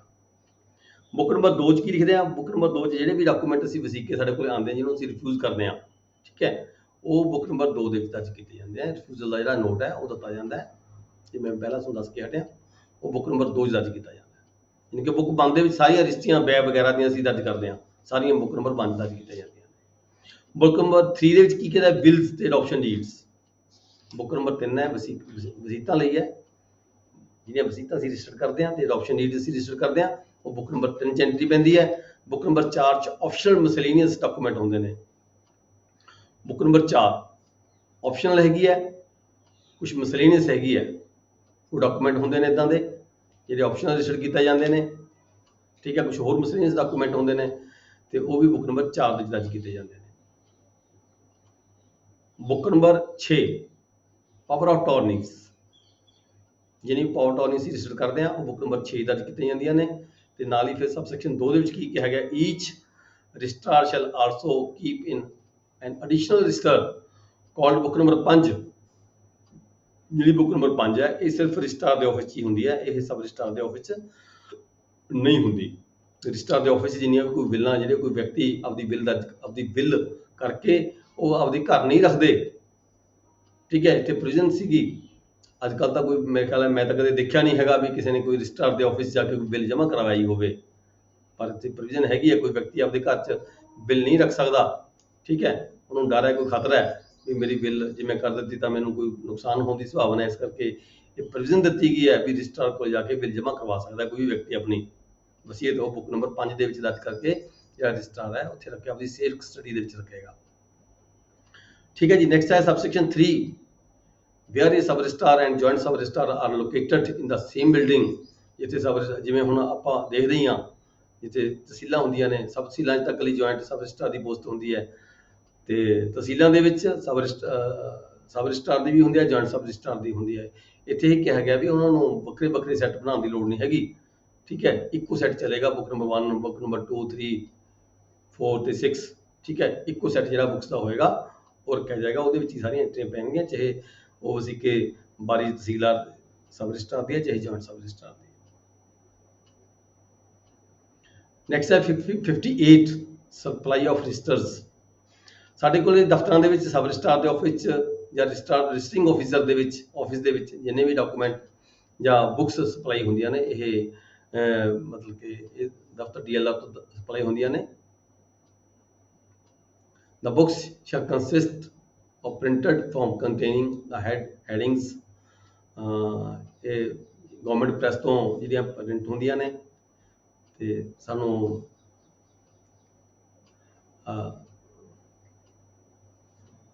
DLR ਆਫਿਸ ਤੋਂ ਥਰੂ ਰਜਿਸਟਰਾਰ ਆਫਿਸ ਸਪਲਾਈ ਕੀਤੀਆਂ ਜਾਂਦੀਆਂ ਨੇ। ਇਹ 2 ਲੈਂਗੁਏਜ ਹੋ ਸਕਦੀਆਂ ਨੇ, ਇੱਕ ਤਾਂ ਜਿਹੜੀ ਵਰਨੀਕੋਲਰ ਲੈਂਗੁਏਜ ਉਸ ਇਲਾਕੇ ਦੀ ਜਿਹੜੀ ਭਾਸ਼ਾ ਹੁੰਦੀ ਹੈ, ਠੀਕ ਹੈ, ਜਿਵੇਂ ਆਪਾਂ ਪੰਜਾਬ 'ਚ ਰਹਿੰਦੇ ਹਾਂ ਪੰਜਾਬੀ ਦੇ ਵਿੱਚ, ਤੇ ਨਾਲ ਹੀ ਨਾਲ ਬਟ ਇਨ ਸਪੈਸ਼ਲ ਕੇਸਸ ਜਿਹੜੀ ਇਹ ਇੰਗਲਿਸ਼ ਵੀ ਬਣਾਈਆਂ ਜਾ ਸਕਦੀਆਂ ਨੇ ਤੇ ਵੋਲਿਊਮ ਸ਼ੈਲ ਬੀ ਨੰਬਰਡ ਕੰਸੀਕਿਊਟਿਵਲੀ ਤੇ ਇਹਨਾਂ ਦੇ ਜਿਹੜੇ ਸਾਡੇ ਕੋਲ ਜਿਵੇਂ ਬੁੱਕਸ ਆਉਂਦੀਆਂ ਨੇ ਸਾਡੇ ਕੋਲ ਉਹਦੇ 'ਚ ਬੱਟਾਂ ਬਣੀਆਂ ਹੋਈਆਂ ਹੁੰਦੀਆਂ ਨੇ ਜਿਹਦੇ ਵਿੱਚ ਅਸੀਂ ਆਪਦੀਆਂ ਜਿਹੜੀਆਂ ਰਜਿਸਟਰੀਆਂ ਪੇਸਟ ਕਰਦੇ ਹਾਂ ਠੀਕ ਹੈ ਉਹਨੂੰ ਨੰਬਰਿੰਗ ਲੱਗੀ ਹੋਈ ਹੁੰਦੀ ਹੈ ਬਟਸ ਬਣੇ ਹੋਏ ਹੁੰਦੇ ਨੇ ਉੱਪਰ ਪਰਫਾਰਮਾ ਵਿੱਚ ਬਣਿਆ ਹੋਇਆ ਹੁੰਦਾ ਤੇ ਨਾਲ ਹੀ ਲਿਖਿਆ ਹੁੰਦਾ ਵੀ ਕਿਹੜੀ ਡਾਕੂਮੈਂਟ ਕਿਸ ਕਿਸਮ ਦਾ ਡਾਕੂਮੈਂਟ ਹੈਗਾ ਤੇ ਸਾਰਾ ਜਿਹੜਾ ਹੈਗਾ ਉਹਦੇ ਪੇਜ ਨੰਬਰਿੰਗ ਲੱਗੀ ਹੁੰਦੀ ਹੈ ਬਟ ਸ਼ੈਲ ਰਨ ਸੀਰੀਜ਼ ਲੱਗੀ ਹੁੰਦੀ ਹੈ ਨੰਬਰਾਂ ਦੀ ਨੰਬਰ ਪਏ ਹੁੰਦੇ ਪੇਜ ਨੰਬਰ ਪਏ ਹੁੰਦੇ ਨੇ number shell not terminate with the financial year ਇਹ ਕਹਿੰਦੇ ਨੇ ਵੀ ਜੇ ਫਾਈਨੈਂਸ਼ੀਅਲ ਖਤਮ ਹੁੰਦਾ ਤਾਂ ਜਿਹੜਾ ਉਹਦਾ ਨੰਬਰ ਹੈ ਤਾਂ ਟਰਮੀਨੇਟ ਨਹੀਂ ਹੋਣਾ ਚਾਹੀਦਾ ਕਰਨਾ ਚਾਹੀਦਾ ਬਟ ਸ਼ੈਲ ਰਨ ਔਨ ਪਰਪੈਚੁਅਲਿਟੀ ਵੀ ਲੰਮੇ ਸਮੇਂ ਤੱਕ ਜਿਹੜਾ ਨੰਬਰ ਹੈ ਉਹ ਰੈਗੂਲਰ ਚੱਲਦਾ ਰਹਿਣਾ ਚਾਹੀਦਾ ਹੈਗਾ ਫਿਰ ਕਿਸੇ ਸਟੇਜ ਤੇ ਜਾ ਕੇ ਕਦੋਂ ਨੰਬਰ ਚੇਂਜ ਹੁੰਦਾ ਲੋੜ ਦੇ ਮੁਤਾਬਕ ਚੇਂਜ ਕਰ ਲੈਣਾ ਚਾਹੀਦਾ ਹਰ ਸਾਲ ਦੇ ਪਰ ਕਹਿੰਦੇ ਨੰਬਰ ਚੇਂਜ ਕਰਨ ਦੀ ਲੋੜ ਨਹੀਂ ਹੁੰਦੀ ਤੁਹਾਨੂੰ then every registering officer on receiving a volume from the registrar's office shall immediately examine ਜਿਹੜੇ ਵੀ ਸਾਡੇ ਕੋਲੇ ਰਿਕਾਰਡ ਉਥੋਂ ਮਤਲਬ ਕਿ ਵੋਲਿਊਮ ਮਿਲਦੇ ਨੇ ਸਾਨੂੰ ਜਿਹਦੇ ਵਿੱਚ ਅਸੀਂ ਰਿਕਾਰਡ ਆਪਣਾ ਹੈਗਾ ਪੇਸਟ ਕਰਨਾ ਹੁੰਦਾ ਉਦੋਂ ਮਤਲਬ ਕਿ ਐਗਜ਼ਾਮਿਨ ਕਰ ਲੈਣਾ ਚਾਹੀਦਾ ਵੀ ਉਹਦੇ ਪੇਜ ਨੰਬਰ ਪ੍ਰੋਪਰ ਲੱਗੇ ਪਏ ਨੇ ਕੋਈ ਪੇਜ ਵਿੱਚੋਂ ਫਟਿਆ ਤਾਂ ਨਹੀਂ ਹੋਇਆ ਹੈਗਾ ਤੇ ਨਾਲ ਹੀ ਫਿਰ ਉਹਦੇ ਮੁੱਢਲੇ ਪਾਸੇ ਜਿਹੜਾ ਸਰਟੀਫਿਕੇਟ ਦਿੱਤਾ ਜਾਂਦਾ ਵੀ ਇਹਦੇ ਵਿੱਚ ਇੰਨੇ ਤੋਂ ਲੈ ਕੇ ਇੰਨੇ ਪੇਜ ਤੱਕ ਹੈਗੇ ਇਸ ਰਜਿਸਟਰ ਦੇ ਵਿੱਚ note and shell note the result on title page A similar certificate shall be entered by the registrar in any volume brought into use in his own office. ਚਾਹੇ ਸਬ ਰਜਿਸਟਰ ਦੇ office 'ਚ register ਲੱਗੇ ਚਾਹੇ register ਦੇ office 'ਚ ਕੋਈ register ਲੱਗੇ ਜਿਹੜਾ ਉਹਦਾ ਨੋਟ ਹੈਗਾ ਵੀ ਇਸ ਪੇਜ ਇਸ ਜਿਹੜਾ ਰਜਿਸਟਰ ਹੈ ਇਹਦੇ 'ਚ ਕਿੰਨੇ ਤੋਂ ਲੱਗੇ ਕਿੰਨੇ ਤੱਕ ਪੇਜ ਹੈਗੇ ਆ ਉਹ ਜਿਹੜਾ ਮੋਡਲ ਪਾਸੇ ਫਸਟ ਰਜਿਸਟਰ ਦੇ ਸ਼ੁਰੂ ਕਰਨ ਤੋਂ ਪਹਿਲਾਂ ਲਗਾਇਆ ਜਾਣਾ ਚਾਹੀਦਾ ਤੇ ਸਟੈਂਪ ਲਾ ਕੇ ਜਿਹੜੀ ਹੈਗੀ ਆ ਕੰਸਰਨਡ ਆਫੀਸਰ ਦੀ ਸਟੈਂਪ ਲਾ ਕੇ ਸਾਈਨ ਕੀਤੇ ਜਾਂਦੇ ਆ ਨੈਕਸਟ ਹੈਗਾ section 59 indents for the forms and books ਇਹ ਜਿਹੜੇ ਅਡੈਂਟ ਭੇਜਦੇ ਆ ਅਸੀਂ ਜਦੋਂ ਸਾਨੂੰ ਫਾਰਮ ਚਾਹੀਦੇ ਆ ਬੁੱਕਸ ਚਾਹੀਦੀਆਂ ਹੁੰਦੀਆਂ ਨੇ ਕਿਹੜੀਆਂ ਬੁੱਕਸ ਸਾਨੂੰ ਚਾਹੀਦੀਆਂ ਨੇ ਜਿਹੜਾ ਸਾਡਾ ਇਹਦਾ ਅਡੈਂਟ ਹੈਗਾ ਇਹ ਅਡੈਂਟ ਸਾਡਾ ਰਜਿਸਟਰ ਦੇ ਆਫਿਸ ਥਰੂ ਹੋ ਕੇ ਇਹ ਆਈਜੀ ਯਾਨੀ ਕਿ ਡੀਐਲਆਰ ਦੇ ਆਫਿਸ ਜਿਹਨੂੰ ਅਸੀਂ ਇੰਸਪੈਕਟਰ ਜਨਰਲ ਦੀ ਜਿਹਨੇ ਪਾਵਰਸ ਹੁੰਦੀਆਂ ਨੇ ਇੰਸਪੈਕਟਰ ਜਨਰਲ ਆਫ ਰਜਿਸਟ੍ਰੇਸ਼ਨ ਠੀਕ ਹੈ ਉਹਦੇ ਕੋਲ ਭੇਜਦੇ ਆ ਤੇ ਉਹ ਉਹਨਾਂ ਵੱਲੋਂ ਫਿਰ ਕੀ ਹੈਗਾ ਗਵਰਨਮੈਂਟ ਪ੍ਰੈਸ ਨੂੰ ਆਰਡਰ ਕੀਤਾ ਜਾਂਦਾ ਤੇ ਉਹਨਾਂ ਦੇ ਆਰਡਰ ਦੇ ਮੁਤਾਬਕ ਜਿਹੜਾ ਪਰਫਾਰਮ ਜਿਹੜੇ ਸਾਨੂੰ ਲੋੜੀ ਦੇ ਪਰਫਾਰਮੇ ਹੁੰਦੇ ਆ ਹਰ ਸਾਲ ਉਹ ਛਪਾਏ ਜਾਂਦੇ ਨੇ all the intents of registration forms and books shall be sent to the superintendent government printing press Punjab through the IG intents for the vernacular forms and books should reach the inspector general's office not later than 2nd January ਯਾਨੀ ਕਿ IGR ਦੇ office ਦੇ ਵਿੱਚ ਜਿਹੜੇ ਸਾਡੇ local language ਹੁੰਦੀ ਹੈ ਜਿਹੜੇ ਉਹਦੇ ਪਰਫਾਰਮੈਂਸ ਜਿੰਨੇ ਸਾਨੂੰ ਚਾਹੀਦੇ ਹੁੰਦੇ ਆ ਜਿੰਨੀਆਂ ਸਾਨੂੰ ਬੁੱਕਸ ਚਾਹੀਦੀਆਂ ਹੁੰਦੀਆਂ ਉਹ 2 ਜਨਵਰੀ ਤੱਕ ਕਹਿੰਦੇ ਹੈਗੇ ਵੀ ਇੰਸਪੈਕਟਰ ਜਨਰਲ ਦੇ ਆਫਿਸ ਪਹੁੰਚ ਜਾਣੀ ਚਾਹੀਦੀ ਹੈ ਜੇ ਸਾਨੂੰ ਇੰਗਲਿਸ਼ ਦੇ ਪਰਫਾਰਮੈਂਸ ਕੋਈ ਚਾਹੀਦੇ ਹੁੰਦੇ ਨੇ ਤਾਂ ਉਹਦੀ ਜਿਹੜੀ ਰਿਪੋਰਟ ਹੈ ਕਿੰਨਾ ਰਿਕੁਆਇਰਮੈਂਟ ਹੈਗੀ ਹੈ ਉਹ 15 ਜੂਨ ਤੱਕ ਪਹੁੰਚਣੀ ਚਾਹੀਦੀ ਹੈ ਇੰਗਲਿਸ਼ ਵਾਲੀ the registrar's intent should specify the vernacular books and forms the number of forms should printed each year will be calculated ਇਹ ਕਹਿੰਦੇ ਵੀ ਹਰ ਸਾਲ ਕਿੰਨੇ ਪਰਫਾਰਮੇ ਕਿੰਨੇ ਬੁੱਕਸ ਪ੍ਰਿੰਟ ਕਰਾਉਣੀ ਚਾਹੀਦੀਆਂ ਹੁੰਦੀਆਂ ਨੇ ਕਹਿੰਦੇ 3 ਸਾਲ ਦੀ ਐਵਰੇਜ ਲੈ ਲੈਣੀ ਚਾਹੀਦੀ ਹੈ 3 ਸਾਲ ਦੀ ਐਵਰੇਜ ਕੱਢ ਕੇ ਕਿੰਨੇ ਮਤਲਬ ਕਿ ਬੁੱਕਸ ਪਹਿਲਾਂ ਹਰ ਸਾਲ ਯੂਟਿਲਾਈਜ਼ ਹੋਈਆਂ ਨੇ ਤੇ 3 ਸਾਲ ਦੀ ਐਵਰੇਜ ਕੱਢ ਕੇ ਉਹ 'ਚ 50% ਐਡ ਕਰਕੇ ਜਿਹੜੀ ਹੈਗੀ ਆ ਆਰਡਰ ਹੈ ਜਿਹੜਾ ਉਹ ਗਵਰਨਮੈਂਟ ਪ੍ਰੈਸ ਨੂੰ ਭੇਜ ਦਿੱਤਾ ਜਾਂਦਾ ਹੈ IGR ਵੱਲੋਂ ਤੇ ਜਿਹੜੀ ਰਿਪੋਰਟ ਹੈ ਸਬ ਰਜਿਸਟਰ ਵੱਲੋਂ ਉਹ ਕਦੋਂ ਜਾਣੀ ਚਾਹੀਦੀ ਹੈ for this purpose sub registrar should submit to the registrar report as to their requirement not later than 15th December 15 ਦਸੰਬਰ ਨੂੰ ਹਰ ਸਾਲ 15 ਦਸੰਬਰ ਤੋਂ ਪਹਿਲਾਂ ਜਿਹੜੀ ਸਬ ਰਜਿਸਟਰ ਨੇ ਉਹਨਾਂ ਨੂੰ ਕਿਹੜੇ ਮਤਲਬ ਕਿ ਬਈਆਂ ਚਾਹੀਦੀਆਂ ਨੇ ਕਿੰਨੇ ਚਾਹੀਦੇ ਕਿਹੜੇ ਪਰਫਾਰਮੈਂਸ ਚਾਹੀਦੇ ਨੇ ਲੋਕਲ ਲੈਂਗੁਏਜ ਦੇ ਲਈ 15 ਦਸੰਬਰ ਦੀ ਡੇਟ ਫਿਕਸ ਕੀਤੀ ਗਈ ਹੈ ਤੋਂ ਪਹਿਲਾਂ ਤੇ ਜੇ ਕੋਈ ਇੰਗਲਿਸ਼ ਦੇ ਪਰਫਾਰਮੈਂਸ ਚਾਹੀਦੇ ਨੇ ਤਾਂ ਉਹਦੀ ਜਿਹੜੀ ਡੇਟ ਫਿਕਸ ਕੀਤੀ ਗਈ ਹੈ 1 ਜੂਨ ਹੈਗੀ ਆ ਉਸ ਤੋਂ ਪਹਿਲਾਂ ਜਿਹੜਾ ਸਬ ਰਜਿਸਟਰ ਆਫਿਸ ਜੁਆਇੰਟ ਸਬ ਰਜਿਸਟਰ ਆਫਿਸ ਜਿਹੜੇ ਭੇਜਣਗੇ ਆਪਣੀ ਰਿਪੋਰਟ ਰਜਿਸਟਰ ਯਾਨੀ ਕਿ DC ਨੂੰ ਭੇਜਣਗੇ ਉਹਦੇ ਮੁਤਾਬਕ ਫਿਰ ਉਹ ਆਪਣੀ ਜਿਹੜੀ ਰਿਪੋਰਟ ਅੱਗੇ ਉਹਨੂੰ ਭੇਜ ਦਿੰਦੇ ਆ IGR ਨੂੰ ਭੇਜ ਦਿੰਦੇ ਆ the forms and books subsection 2 ਦੇ ਵਿੱਚ ਕੀ ਹੈਗਾ the forms and books duly bound will be supplied to the registrars by the end of ਅਗਸਤ ਦੇ ਐਂਡ ਦੇ ਵਿੱਚ ਮਤਲਬ ਕਿ IGR ਵੱਲੋਂ ਰਜਿਸਟਰ ਆਫਿਸ ਨੂੰ ਭੇਜੀਆਂ ਜਾਂਦੀਆਂ ਨੇ ਜਿਹੜੀ ਵੀ ਉਹਨੂੰ ਸਪਲਾਈ ਚਾਹੀਦੀ ਹੈ। ਜੇ ਲੋਕਲ ਲੈਂਗੁਏਜ ਦੀ ਹੈਗੀ ਹੈ ਤਾਂ ਉਹ ਸਤੰਬਰ ਦੇ ਮਹੀਨੇ ਦੇ ਵਿੱਚ ਹੈ। ਅਗਸਤ ਦੇ ਮਹੀਨੇ ਦੇ ਵਿੱਚ ਜੇ ਇੰਗਲਿਸ਼ ਦੇ ਡਾਕੂਮੈਂਟ ਚਾਹੀਦੇ ਹੈ, ਬਈਆਂ ਚਾਹੀਦੀਆਂ ਨੇ, ਕੁਝ ਵੀ ਚਾਹੀਦਾ ਹੈਗਾ ਤਾਂ ਉਹ ਜਿਹੜੀ ਉਹਦੀ ਸਪਲਾਈ ਹੈਗੀ ਆ ਉਹ ਦਿੱਤੀ ਜਾਂਦੀ ਸਤੰਬਰ ਦੇ ਮਹੀਨੇ ਦੇ ਵਿੱਚ IGR ਵੱਲੋਂ ਰਜਿਸਟਰਾਰ ਆਫਿਸ। ਯਾਨੀ ਕਿ ਡੇਟਾ ਫਿਕਸ ਕੀਤੀਆਂ ਗਈਆਂ ਨੇ। ਇਸ ਤੋਂ ਪਹਿਲਾਂ ਜ਼ਿੰਮੇਵਾਰੀ ਬਣ ਜਾਂਦੀ ਹੈ ਸਬ ਰਜਿਸਟਰਾਰ ਆਫਿਸ ਦੀ ਵੀ ਉਸ ਤੋਂ ਪਹਿਲਾਂ ਜਿਹੜੇ ਨੀਤ ਕੀਤੀਆਂ ਗਈਆਂ ਡੇਟਾ ਨੇ ਉਹਦਾ ਜਿਹੜੀ ਤਾਂ ਕਿ ਰੈਂਟ ਪ੍ਰੋਪਰ ਤਿਆਰ ਹੋ ਜਾਵੇ ਤੇ ਆਪਦੇ ਰੈਂਟ ਭੇਜ ਦਿੱਤੇ ਜਾਣ ਤਾਂ ਕਿ ਜਿਹੜਾ ਰਜਿਸਟਰਾਰ ਹੈ ਉਹ ਰਜਿਸਟਰਾਰ ਆਪਣੇ ਰੈਂਟ ਕੰਪਲੀਟ ਕਰਕੇ ਕੰਪਾਈਲ ਕਰਕੇ ਪੂਰੇ ਡਿਸਟ੍ਰਿਕਟ ਦੇ ਜਿਹੜੇ ਦੇ ਲਈ ਕੀ ਰਿਕੁਆਇਰਮੈਂਟ ਹੈਗੀ ਆ ਉਹ IGR ਨੂੰ ਭੇਜ ਦੇਵੇ ਤਾਂ ਕਿ IGR ਆਪਣੇ ਸਮੇਂ ਸਿਰ ਉਹਦੀ ਜਿਹੜੀ ਪ੍ਰਿੰਟਿੰਗ ਕਰਵਾ ਕੇ ਫਿਰ ਮੁੜ ਕੇ ਰਜਿਸਟਰਾਰ ਨੂੰ ਭੇਜ ਦੇਵੇ ਤਾਂ ਕਿ ਸਮੇਂ ਸਿਰ ਜਿਹੜੀਆਂ ਸਪਲਾਈ ਕੀਤੀ ਜਾ ਸਕੇ ਸਬ ਰਜਿਸਟਰਾਰ ਦੇ ਆਫਿਸ ਦੇ ਵਿੱਚ। Subsection 3 ਜੀ ਕੀ ਹੈ? As soon as supplies are received, the number should be carefully checked। ਜਦੋਂ ਵੀ ਸਪਲਾਈ ਆ ਜਾਂਦੀ ਹੈ ਉਹਦੇ ਜਿਹੜੇ ਨੰਬਰ ਨੇ, ਸੀਰੀਅਲ ਨੰਬਰ ਨੇ, ਠੀਕ ਹੈ, ਬੁੱਕਸ ਦੇ, ਉਹ ਚੈੱਕ ਹੋਣੇ ਚਾਹੀਦੇ ਨੇ। We should satisfy himself। Number subsection 4 ਕੀ ਕਿਹਾ ਹੈਗਾ? To prevent the wastage and registration books and form, the register should be kept in each registrar's office for the given below। ਮਤਲਬ ਕਿ ਜਦੋਂ ਸਪਲਾਈ ਰਜਿਸਟਰਾਰ ਦੇ office ਵਿੱਚ ਆ ਜਾਂਦੀ ਹੈ ਉੱਥੇ ਇੱਕ ਫਿਰ ਰਜਿਸਟਰ ਲਗਾਇਆ ਜਾਂਦਾ ਹੈਗਾ ਜਿਹਨੂੰ ਆਪਾਂ ਡਿਸਪੈਚ ਰਜਿਸਟਰ ਕਹਾਂਗੇ। ਕਿਹੜੇ ਕਿਹੜੇ ਸਬ ਰਜਿਸਟਰਾਰ ਨੂੰ ਜਾਂ ਜੁਆਇੰਟ ਸਬ ਰਜਿਸਟਰਾਰ ਨੂੰ ਕੀ ਡਾਕੂਮੈਂਟ ਕਿੰਨੇ ਬੁੱਕਸ ਦਿੱਤੇਗੇ। ਇੱਕ ਸਟਾਕ ਰਜਿਸਟਰ ਲਗਾਇਆ ਜਾਂਦਾ ਥੱਲੇ ਦਿਖਾਇਆ ਗਿਆ ਉਹਦਾ ਵਿੱਚ ਪਰਫਾਰਮਾ ਦਿੱਤਾ ਗਿਆ stock register of registration office books and farms. ਠੀਕ ਹੈ, ਇਹਦੇ ਸਟੈਂਡਰਡਸ ਕੀ ਨੇ? ਰਜਿਸਟਰ ਇਨਵੈਲਪ ਵਗੈਰਾ ਜੋ ਵੀ ਸਮਾਨ ਮਤਲਬ ਕਿ ਕਿਸੇ ਵੀ ਰਜਿਸਟਰਿੰਗ ਆਫਿਸਰ ਨੂੰ ਚਾਹੀਦਾ ਹੈ ਰਜਿਸਟਰਾਰ ਆਫਿਸ ਤੋਂ ਉਹਦੀ ਜਿਹੜੀ ਹੈਗੀ ਹੈ ਸਾਰੀ ਐਂਟਰੀਜ਼ ਪਾ ਕੇ ਡੇਟ ਪਾ ਕੇ ਓਪਨਿੰਗ ਬੈਲੈਂਸ ਸਾਡੇ ਕੋਲ ਪਹਿਲਾਂ ਕਿੰਨਾ ਸੀ, ਕਿੰਨੇ ਅਸੀਂ ਰਿਸੀਵ ਕੀਤੇ, number and date of invoice which received, ਇਹ ਹੈਗਾ ਇੱਕ ਕਾਲਮ ਜਿਹੜਾ ਹੈਗਾ ਰਸੀਟਸ ਦਾ। ਦੂਜਾ ਜਿਹੜਾ ਇਹਦਾ ਹਾਫ ਕਾਲਮ ਹੈਗਾ ਉਹ ਹੈਗਾ ਇਸ਼ੂਜ਼ ਦਾ, ਕਿਹੜੇ ਕਿਹੜੇ ਦਫ਼ਤਰ ਨੂੰ ਕਿੰਨੇ ਕਿੰਨੇ ਜਿਹੜੇ ਅਸੀਂ ਸਪਲਾਈ ਦੇ ਰਹੇ ਹਾਂ ਉਹ ਸਾਰੀ ਐਂਟਰੀ ਇਸ ਰਜਿਸਟਰ 'ਚ ਦਰਜ ਕਰਕੇ ਰਿਸੀਵਿੰਗ ਦੀ ਵੀ ਤੇ ਇਸ਼ੂ ਦੀ ਵੀ ਐਂਟਰੀ ਦਰਜ ਕੀਤੀ ਜਾਂਦੀ ਹੈ ਰਜਿਸਟਰ ਦੇ ਵਿੱਚ ਤਾਂ ਕਿ ਰਿਕਾਰਡ ਹੈ ਮੇਨਟੇਨ ਰਹੇ ਤੇ ਵੇਸਟੇਜ ਵੀ ਨਾ ਹੋਵੇ। ਸੈਕਸ਼ਨ 60 ਚ ਹੈਗਾ certificate of examination when a volume is filled up. ਜਦੋਂ ਕੋਈ ਵੋਲਿਊਮ ਭਰ ਜਾਂਦਾ ਹੈ, ਕੋਈ ਬਹੀ ਭਰ ਜਾਂਦੀ ਹੈ, ਠੀਕ ਹੈ, ਤਾਂ ਉਹਦਾ ਸਰਟੀਫਿਕੇਟ ਉਹਦੇ ਐਂਡ ਦੇ ਵਿੱਚ ਦੇ ਕੇ ਵੀ ਇਸ ਬਹੀ ਦੇ ਵਿੱਚ ਕਿੰਨੇ ਤੋਂ ਲੈ ਕੇ ਕਿੰਨੇ ਤੱਕ ਵਸੀਕੇ ਹੈਗੇ ਆ, ਠੀਕ ਹੈ, ਉਹ ਸਰਟੀਫਿਕੇਟ ਦੇ ਕੇ after the last entry the number of the entries made therein during the current financial year and the number of pages ਕਿੰਨੇ ਪੇਜ ਲੱਗੇ ਆ ਉਹ ਸਾਰਾ ਕੁਝ ਲਿਖ ਕੇ ਉਹਦਾ ਜਿਹੜਾ ਸਰਟੀਫਿਕੇਟ ਬਣਾਇਆ ਜਾਂਦਾ ਹੈ। ਜੇ ਕੋਈ ਉਹਦੇ 'ਚ ਕੋਈ ਐਰਰ ਹੋਈ ਹੋਵੇ ਤਾਂ ਉਹ ਐਰਰ ਦਾ ਵੇਰਵਾ ਵੀ ਦਿੱਤਾ ਜਾਂਦਾ ਹੈ, ਠੀਕ ਹੈ। ਸਰਟੀਫਿਕੇਟ ਦੇ ਉੱਪਰ ਜਿਹੜਾ ਹੈਗਾ ਕੰਸਰਨਡ ਆਫੀਸਰ ਵੱਲੋਂ ਸਾਈਨ ਕਰ ਦਿੱਤੇ ਜਾਂਦੇ ਸਟੈਂਪ ਲਗਾ ਕੇ। ਜਦੋਂ ਵੀ ਕੋਈ ਬਹੀ ਪੂਰੀ ਭਰ ਜਾਂਦੀ ਹੈ ਉਸ ਤੇ ਐਂਡ ਦੇ ਵਿੱਚ 61 Para 61 consecutive numbers to be by the calendar year certificate at the close of the year। ਜਦੋਂ ਵੀ ਕੋਈ ਈਅਰ ਕਲੋਜ਼ ਹੁੰਦਾ ਹੈ,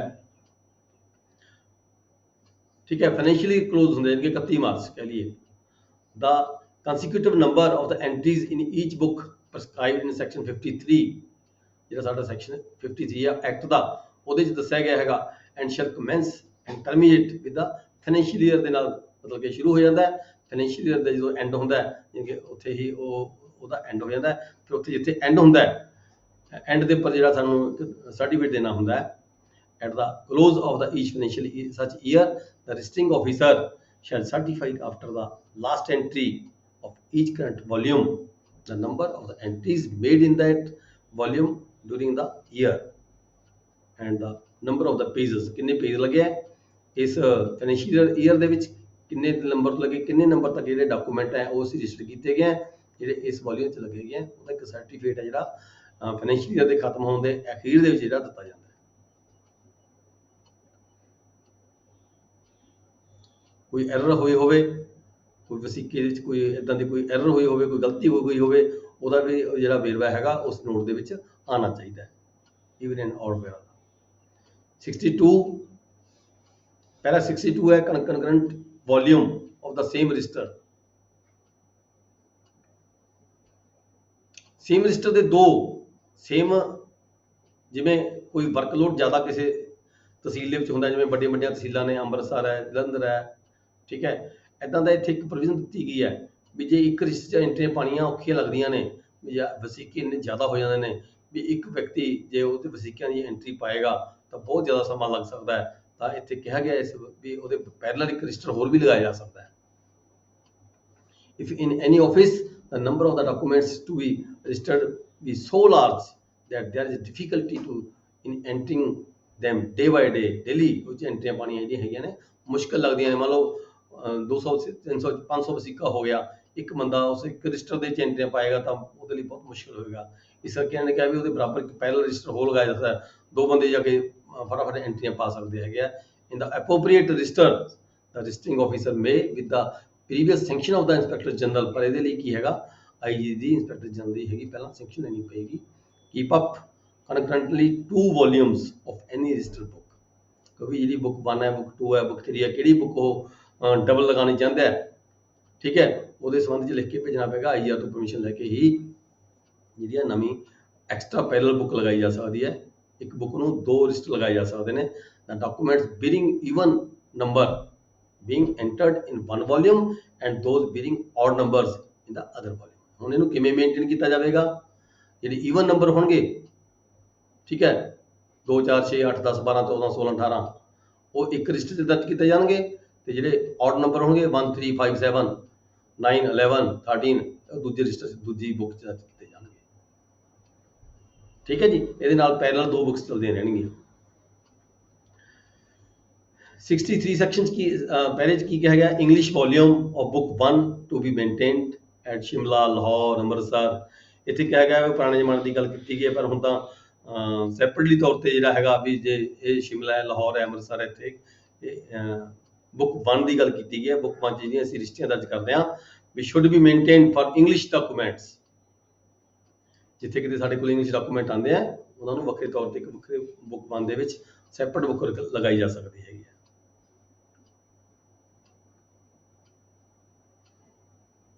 ਨੈਕਸਟ ਹੈ ਪੈਰਾ 64 ਵੋਲਿਊਮ ਬੁੱਕ 1। ਇਹਦੇ ਵਿੱਚ ਅਮੈਂਡਮੈਂਟ ਹੋਈ ਵੀ ਹੈ। ਅੱਗੇ ਚਲੋ, ਨੈਕਸਟ ਇਹ 20 ਮਾਰਚ 1999 ਨੂੰ ਇਹ 'ਚ ਕੁਝ ਕਰੈਕਸ਼ਨ ਹੋਣ ਤੋਂ ਬਾਅਦ ਪੈਰਾ 64 ਦੇ ਵਿੱਚ ਕੀ ਕਿਹਾ ਗਿਆ? ਬੁੱਕ 1, ਬੁੱਕ ਨੰਬਰ 1 'ਚ ਕੀ ਹੁੰਦਾ ਹੈ? Book number 1 is a file book.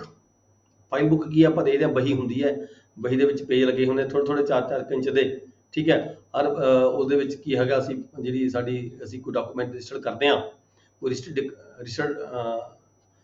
ਕਰਦੇ ਹਾਂ, ਉਹਦੀ ਇੱਕ ਕਾਪੀ ਆਫਿਸ ਕਾਪੀ ਜਿਹਨੂੰ ਅਸੀਂ ਕਹਿ ਦਿੰਦੇ ਹਾਂ, ਸੇਮ ਜਿਵੇਂ ਓਰੀਜਨਲ ਕਾਪੀ ਤੇ ਓਰੀਜਨਲ ਰਜਿਸਟਰੀ ਤੇ ਪਾਰਟੀਆਂ ਦੇ ਸਿਗਨੇਚਰ ਹੋਏ ਹੁੰਦੇ ਨੇ, ਨਾਲ ਗਵਾਹਾਂ ਦੇ ਸਿਗਨੇਚਰ ਹੋਏ ਹੁੰਦੇ ਨੇ, ਵੇਚਣ ਵਾਲਾ ਕੌਣ ਹੈ, ਖਰੀਦਣ ਵਾਲਾ ਕੌਣ ਹੈ, ਠੀਕ ਹੈ, ਤੇ ਨਾਲ ਹੀ ਗਵਾਹ ਕਿਹੜੇ ਕਿਹੜੇ ਹੈਗੇ ਨੇ ਉਹਦੀ ਜਿਹੜੀ ਫੋਟੋ ਹੁੰਦੀ ਹੈ, ਤੇ ਉਹਦੀਆਂ 2 ਕਾਪੀਆਂ ਤਿਆਰ ਹੁੰਦੀਆਂ ਨੇ। ਇੱਕ ਅਸਲ ਜਿਹੜੀ ਕਾਪੀ ਹੁੰਦੀ ਹੈ ਉਹ ਅਸੀਂ ਪਾਰਟੀ ਨੂੰ ਦੇ ਦਿੰਦੇ ਹਾਂ, ਤੇ ਜਿਹੜੀ ਦੂਜੀ ਕਾਪੀ ਹੁੰਦੀ ਹੈ ਉਹ ਜਿਹੜੀ ਅਸੀਂ ਇਸ ਜਿਹੜੀ ਬੁੱਕ ਹੁੰਦੀ ਹੈ ਬੁੱਕ ਨੰਬਰ 1 ਦੇ ਵਿੱਚ ਪੇਸਟ ਕਰਦੇ ਹਾਂ। ਲੇਕਿਨ ਨੌਨ ਟੈਸਟਾਮੈਂਟਰੀ ਡਾਕੂਮੈਂਟ, ਬਿੱਲਾਂ ਨੂੰ ਛੱਡ ਕੇ ਤੇ ਜਾਂ ਅਡੋਪਸ਼ਨ ਡੀਡ ਨੂੰ ਛੱਡ ਕੇ ਜਾਂ ਪਾਵਰ ਅਟਾਰਨੀ ਨੂੰ ਛੱਡ ਕੇ ਉਹ ਬੁੱਕ 1 ਦਰਜ ਕੀਤੇ ਜਾਂਦੇ ਨੇ। ਇੱਕ ਡੁਪਲੀਕੇਟ ਕਾਪੀ ਆ ਜਾਂਦੀ ਹੈ ਹਰ ਡਾਕੂਮੈਂਟ ਦੀ ਜਿਹੜੀ ਕਿ ਅਸੀਂ ਦਰਜ ਕਰਦੇ ਹਾਂ, ਤੇ ਨਾਲ ਹੀ ਰਜਿਸਟਰਾਰ ਵੱਲੋਂ, ਸਬ ਰਜਿਸਟਰਾਰ ਵੱਲੋਂ ਇਹਦੀ ਐਂਡੋਰਸਮੈਂਟ ਕੀਤੀ ਜਾਂਦੀ ਹੈ। ਪਿਛਲੇ ਪਾਸੇ ਤੁਸੀਂ ਦੇਖਦੇ ਹੋ ਸਾਰੇ 3-3 4-4 ਦਸਤਖਤ ਜਿਹੜੇ ਸਬ ਰਜਿਸਟਰਾਰ ਜਾਂ ਜੁਆਇੰਟ ਸਬ ਰਜਿਸਟਰਾਰ ਦੇ ਹੁੰਦੇ ਨੇ, ਜਿਵੇਂ ਓਰੀਜਨਲ 'ਚ ਹੁੰਦੇ ਨੇ ਉਦਾਂ ਹੀ ਇਹਦੇ ਤੇ ਹੁੰਦੇ ਨੇ। ਪਰ ਚਾਂਸ ਕਿਸੇ ਦੀ ਜਿਹੜੀ ਕਾਪੀ ਹੈ ਗੁੰਮ ਹੋ ਜਾਂਦੀ ਹੈ, ਹੋਰ ਹੋ ਜਾਂਦੀ, ਤਾਂ ਇਹਦੀ ਆਫਿਸ ਕਾਪੀ ਦੀ ਜਿਹੜੀ ਫੋਟੋ ਉਹਦੀ ਅਟੈਸਟ ਕਾਪੀ ਲਈ ਜਾ ਸਕਦੀ ਹੈ। ਠੀਕ ਹੈ ਜੀ। ਤਾਂ ਫਿਰ ਉਸ ਤੋਂ ਬਾਅਦ ਕੀ ਹੁੰਦਾ, ਹਰ ਜਿਹੜਾ ਬੱਟ ਹੁੰਦਾ ਹੈ ਉਸ ਬੱਟ ਦੇ ਉੱਪਰ ਵਿੱਚ ਇਹ ਪੇਸਟ ਕਰਕੇ ਤਾਂ ਉਹਦੇ ਤੇ ਸਟੈਂਪ ਲਗਾ ਦਿੱਤੀ ਜਾਂਦੀ ਹੈ। ਸਟੈਂਪ ਲਗਾ ਕੇ ਫਿਰ ਜਿਹੜੇ ਸਾਈਨ ਹੁੰਦੇ ਆ ਸਬ ਰਜਿਸਟਰਾਰ ਦੇ ਜਾਂ ਜੁਆਇੰਟ ਸਬ ਰਜਿਸਟਰਾਰ ਦੇ, ਉਹ ਸਾਈਨ ਹੁੰਦੇ ਆ ਤਾਂ ਕਿ ਜਿਹੜੀ ਕੋਈ ਵੀ ਵਿਅਕਤੀ ਇਸ ਜਿਹੜੀ ਪੇਜ ਨੂੰ ਚੇਂਜ ਨਾ ਕਰ ਸਕੇ। ਜਿੰਨੇ ਵੀ ਪੇਜ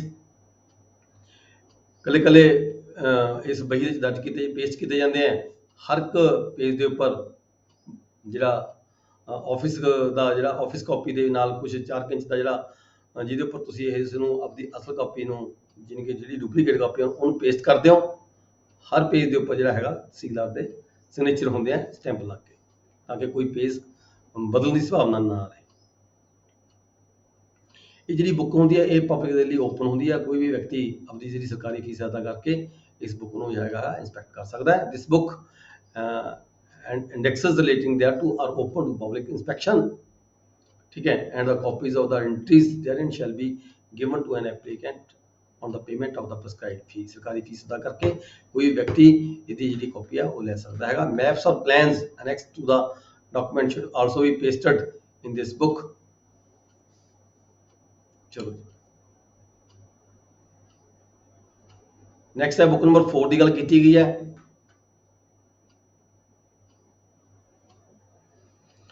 बुक नंबर 4 पैरा 74 है, वैसे अगे जाके पढ़ांगे ਅਸੀਂ।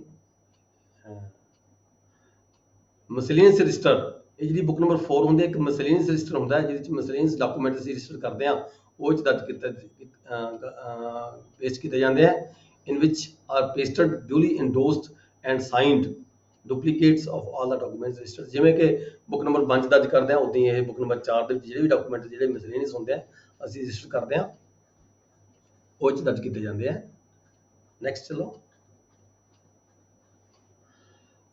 65 पैरा हैगा references to other documents affecting the same property.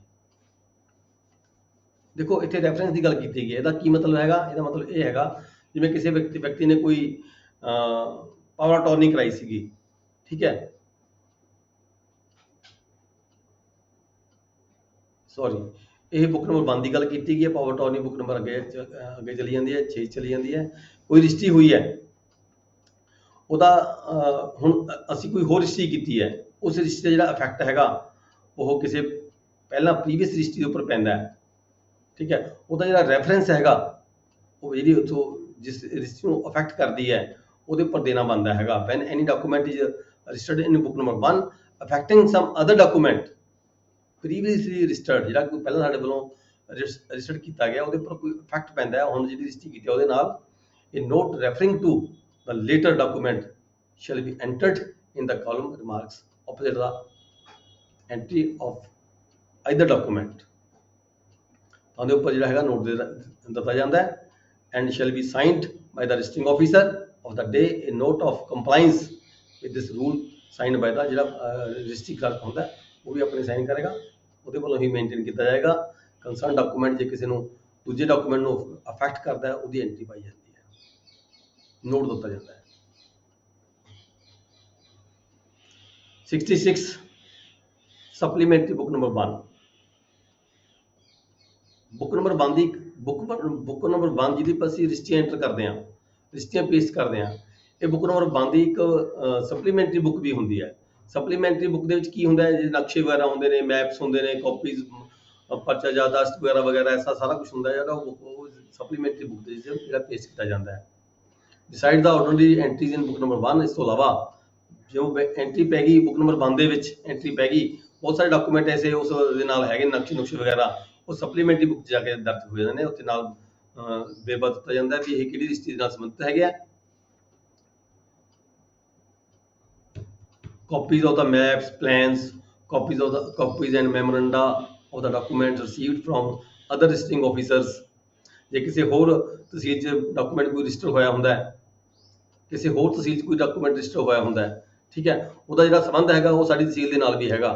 ਉੱਥੋਂ ਸਾਡੇ ਕੋਲੇ ਕੋਈ ਪਰਚਾ ਯਾਦਾਸ਼ਤ ਕਿਸੇ ਹੋਰ ਤਹਿਸੀਲ 'ਚੋਂ ਆ ਜਾਂਦਾ ਹੈ, ਤਾਂ ਉਸ ਨੂੰ ਅਸੀਂ ਬੁੱਕ ਨੰਬਰ 1 ਦੇ ਜਿਹੜੀ ਸਪਲੀਮੈਂਟਰੀ ਬੁੱਕ ਦਰਜ ਕਰਦੇ ਹਾਂ, ਉਸ ਪਰਚਾ ਯਾਦਾਸ਼ਤ ਨੂੰ ਦਰਜ ਕਰਕੇ ਫਿਰ ਅਸੀਂ ਕਾਪੀ ਥੱਲੇ ਭੇਜ ਦੇਣਾ, ਤਹਿਸੀਲਦਾਰ ਨੂੰ ਕੰਸਰਨ ਨੂੰ ਭੇਜ ਦੇਣਾ ਜਾਂ ਪਟਵਾਰੀ ਹਲਕਾ ਕੋਲ ਚਲੀ ਜਾਂਦੀ ਹੈ, ਪਰ ਅਸੀਂ ਇਸ ਨੂੰ ਬੁੱਕ ਨੰਬਰ 1 ਦੀ ਜਿਹੜੀ ਮੇਨ ਕਾਪੀ ਹੁੰਦੀ ਹੈ ਉਹ 'ਚ ਐਂਟਰ ਨਹੀਂ ਕਰਦੇ।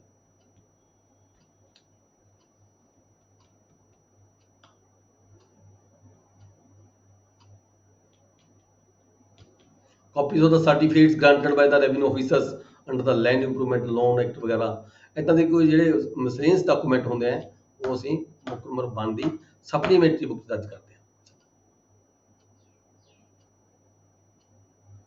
ਇਹ ਉਹਨੇ ਕਾਲਮ ਦੱਸੇ ਗਏ ਆ, ਉਹਦੇ ਕਿਹੜੇ ਹੁੰਦੇ ਆ। ਉਹਦੇ 2 ਦੇ ਵਿੱਚ date of the receipt of the copy of the memorandum, ਜੇ ਕੋਈ ਪਰਚਾ ਜ਼ਿਆਦਾ ਸਾਡੇ ਕੋਲੇ ਸਾਡੇ ਤਹਿਸੀਲ ਨਾਲ ਸੰਬੰਧਿਤ ਕਿਸੇ ਹੋਰ ਜ਼ਿਲ੍ਹੇ 'ਚ ਰਜਿਸਟਰੀ ਹੋਊਗੀ, ਠੀਕ ਹੈ, ਇਹ ਵੀ ਇੱਕ ਪ੍ਰੋਵੀਜ਼ਨ ਅਸੀਂ ਅੱਗੇ ਜਾ ਕੇ ਪੜਾਂਗੇ। ਤੇ ਉਹਦਾ ਜਿਹੜਾ ਸਾਡੇ ਕੋਲ ਪਰਚਾ ਯਾਦਾਸ਼ਤ ਆ ਗਿਆ ਤੇ ਉਸ ਨੂੰ ਉਹਦੀ ਐਂਟਰੀ ਕਿਵੇਂ ਪੈਂਦੀ ਹੈ, date of receipt of the copy of or memorandum, date on which document was executed, ਕਦੋਂ ਉਹ ਵਸੀਕਾ ਰਜਿਸਟਰਡ ਹੋਇਆ, name and additions of the executed, ਕਿਹੜੇ ਵਿਅਕਤੀ ਸੀਗੇ, ਕੰਸਰਨ ਪਰਸਨ ਸੀਗੇ, ਉਹ ਪਰਚਾ ਯਾਦਾਸ਼ਤ ਸਾਡੇ ਕੋਲ ਬਾਹਰਲੀ ਤਹਿਸੀਲ 'ਚ ਕਿਤੇ ਆਉਂਦਾ ਤਾਂ ਅਸੀਂ ਬੁੱਕ ਨੰਬਰ 1 ਦੀ ਸਪਲੀਮੈਂਟਰੀ ਬੁੱਕ ਦਰਜ ਕਰਦੇ ਹਾਂ ਤੇ ਇੱਦਾਂ ਦੇ ਜਿਹੜੇ ਕਾਲਮ ਅਸੀਂ ਪੂਰੇ ਕਰਦੇ ਹਾਂ। As regards the copies of the maps and plans it will be sufficient to note thereon the registration number and date of the registration ਜਿਹੜੇ ਅਸੀਂ ਨਕਸ਼ੇ ਦੀ ਗੱਲ ਕਰਦੇ ਹਾਂ ਸਪਲੀਮੈਂਟਰੀ ਬੁੱਕ ਚ ਲਗਾਏ ਜਾਂਦੇ ਨੇ ਨਕਸ਼ੇ ਮੈਪ ਵਗੈਰਾ ਲਗਾਏ ਜਾਂਦੇ ਨੇ ਤੇ ਜਿਸ ਨੰਬਰ ਤੇ ਉਹ ਅਸੀਂ ਬੁੱਕ ਨੰਬਰ 1 ਚ ਐਂਟਰ ਕਰਦੇ ਹਾਂ ਉਹਦਾ ਜਿਹੜਾ ਨੰਬਰ ਹੈ ਠੀਕ ਹੈ ਵੀ ਵਸੀਕਾ ਨੰਬਰ ਪਾਇਆ ਜਾਂਦਾ ਇੱਥੇ ਤਾਂ ਕਿ ਇਹ ਪਤਾ ਲੱਗਦਾ ਰਹੇ ਵੀ ਇਹ ਜਿਹੜਾ ਮੈਪ ਨੇ ਨਕਸ਼ੇ ਨੇ ਕਿਸ ਵਸੀਕੇ ਦੇ ਨਾਲ ਰਿਲੇਟਡ ਹੈਗੇ ਨੇ ਕਿਸ ਦੇ ਨਾਲ ਸੰਬੰਧਿਤ ਹੈਗੇ ਨੇ ਇਹਦੇ ਵਿੱਚ ਵੀ ਉਹਦਾ ਵਸੀਕਾ ਨੰਬਰ ਦਰਜ ਕਰ ਦਿੱਤਾ ਜਾਂਦਾ ਹੈ ਸਪਲੀਮੈਂਟਰੀ ਬੁੱਕ ਨੰਬਰ 1 ਦੇ ਵਿੱਚ ਜਿਹੜੇ ਡਾਕੂਮੈਂਟ ਅਟੈਚ ਕੀਤੇ ਜਾਂਦੇ ਆ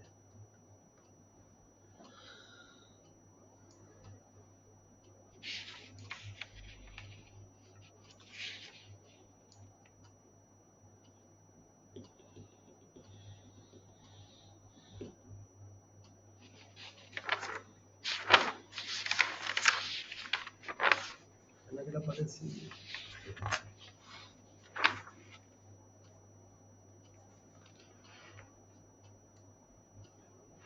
67 copies of the certificates of seal under the CPC.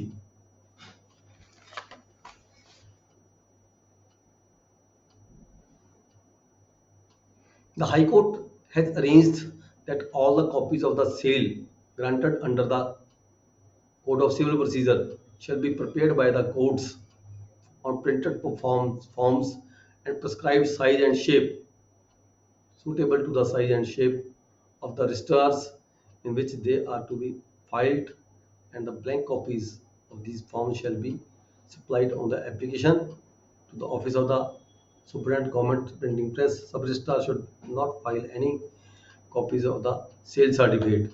ਇਹ ਸੇਲ ਸਰਟੀਫਿਕੇਟ ਦੀ ਗੱਲ ਕੀਤੀ ਗਈ ਹੈ ਜਿਹੜੇ ਸੇਲ ਸਰਟੀਫਿਕੇਟ ਕਈ ਵਾਰੀ ਜਿਹੜੀ ਸਿਵਲ ਕੋਰਟਾਂ ਵੱਲੋਂ ਜਾਰੀ ਕੀਤੇ ਜਾਂਦੇ ਨੇ ਉਹਦਾ ਜਿਹੜਾ ਪਰਫਾਰਮੈਂਸ ਕਿਵੇਂ ਦਾ ਹੋਏਗਾ ਉਹ ਹਾਈ ਕੋਰਟ ਵੱਲੋਂ ਕੁਝ ਪ੍ਰੋਵੀਜ਼ਨਾਂ ਬਣਾਈਆਂ ਗਈਆਂ ਨੇ ਉਹਦਾ ਸ਼ੇਪ ਹੈ ਸਾਈਜ਼ ਹੈ ਕੀ ਹੋਏਗਾ ਠੀਕ ਹੈ ਉਹ ਜਿਹੜਾ ਸਿਵਲ ਕੋਰਟ ਨੇ ਭੇਜਣਾ ਹੁੰਦਾ ਹੈ ਜਿਹਦੀ ਪਰਫਾਰਮਾ ਪ੍ਰਿੰਟਿੰਗ ਕਰਵਾਉਣੀ ਹੁੰਦਾ ਗਵਰਨਮੈਂਟ ਪ੍ਰੈਸ ਨੂੰ sub register should not file any copies of the sale certificate sent to them unless these are prepared upon the prescribed forms ਮਤਲਬ ਸਬ ਰਜਿਸਟਰ ਨੇ ਜਿਹੜੀ ਪ੍ਰਸਕ੍ਰਾਈਬ ਪਰਫਾਰਮਾ ਹੈਗਾ ਉਹਦੇ ਮੁਤਾਬਕ ਜੇ ਕੋਈ ਸਾਡੇ ਕੋਲ ਕਾਪੀ ਆਉਂਦੀ ਹੈ ਰਜਿਸਟਰ ਕਰਨ ਦੇ ਲਈ ਉਹ ਰਜਿਸਟਰ ਕਰਨੀ ਹੁੰਦੀ ਹੈ ਜੇ ਅਨਪਰਫਾਰਮੇ ਤੋਂ ਬਗੈਰ ਕੰਸਰਨ ਪਰਫਾਰਮੇ ਤੋਂ ਬਗੈਰ ਆ ਜਾਵੇ ਤਾਂ ਉਹਨੂੰ ਰਜਿਸਟਰ ਨਹੀਂ ਕੀਤਾ ਜਾਂਦਾ ਇਹ ਕਿਹਾ ਗਿਆ ਇਸ ਦੇ ਵਿੱਚ ਇੱਕ ਹਾਈ ਕੋਰਟ ਦੀ ਮੁਤਾਬਕ ਹੀ ਜਿਹੜੀ ਇਹਦਾ ਸਹੀ ਹੋਏਗਾ ਸ਼ੇਪ ਹੋਏਗਾ ਵੀ ਲੀਗਲ ਸਾਈਜ਼ ਹੋਏਗਾ ਜਾਂ A4 ਸਾਈਜ਼ ਦੇ ਇਹ ਡਾਕੂਮੈਂਟ ਸਰਟੀਫਿਕੇਟ ਬਣੇਗਾ ਠੀਕ ਹੈ ਇਹ ਸਿਵਲ ਕੋਡ ਦੇ ਮੁਤਾਬਕ ਹੀ ਬਣਾਇਆ ਜਾਂਦਾ ਹੈ ਉਹਨਾਂ ਵੱਲੋਂ ਜਾਰੀ ਕੀਤਾ ਜਾਂਦਾ ਹੈ 68 ਚ ਕੀ ਕਹੇਗਾ copies of the orders granting loans under the Land Improvement or Agricultural Loans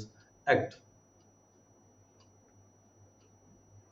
ਪੁਰਾਣਾ ਹੋ ਗਿਆ ਹੁਣ ਇਹ ਰੈਗੂਲਰ ਨਹੀਂ ਯੂਟਿਲਾਈਜ਼ ਹੈਗਾ copies of the orders granting loans under the land improvement loan act 1883 or the Agricultural Loans Act 1884 should be prepared upon papers and the pages of which are of the full scale size ਛੋੜੋ ਜੀ ਅੱਗੇ ਚਲੋ ਇਹਦੀ ਕੋਈ ਲੋੜ ਨਹੀਂ ਹੈਗੀ ਅੱਜ ਦੇ ਜ਼ਮਾਨੇ 'ਚ ਨੈਕਸਟ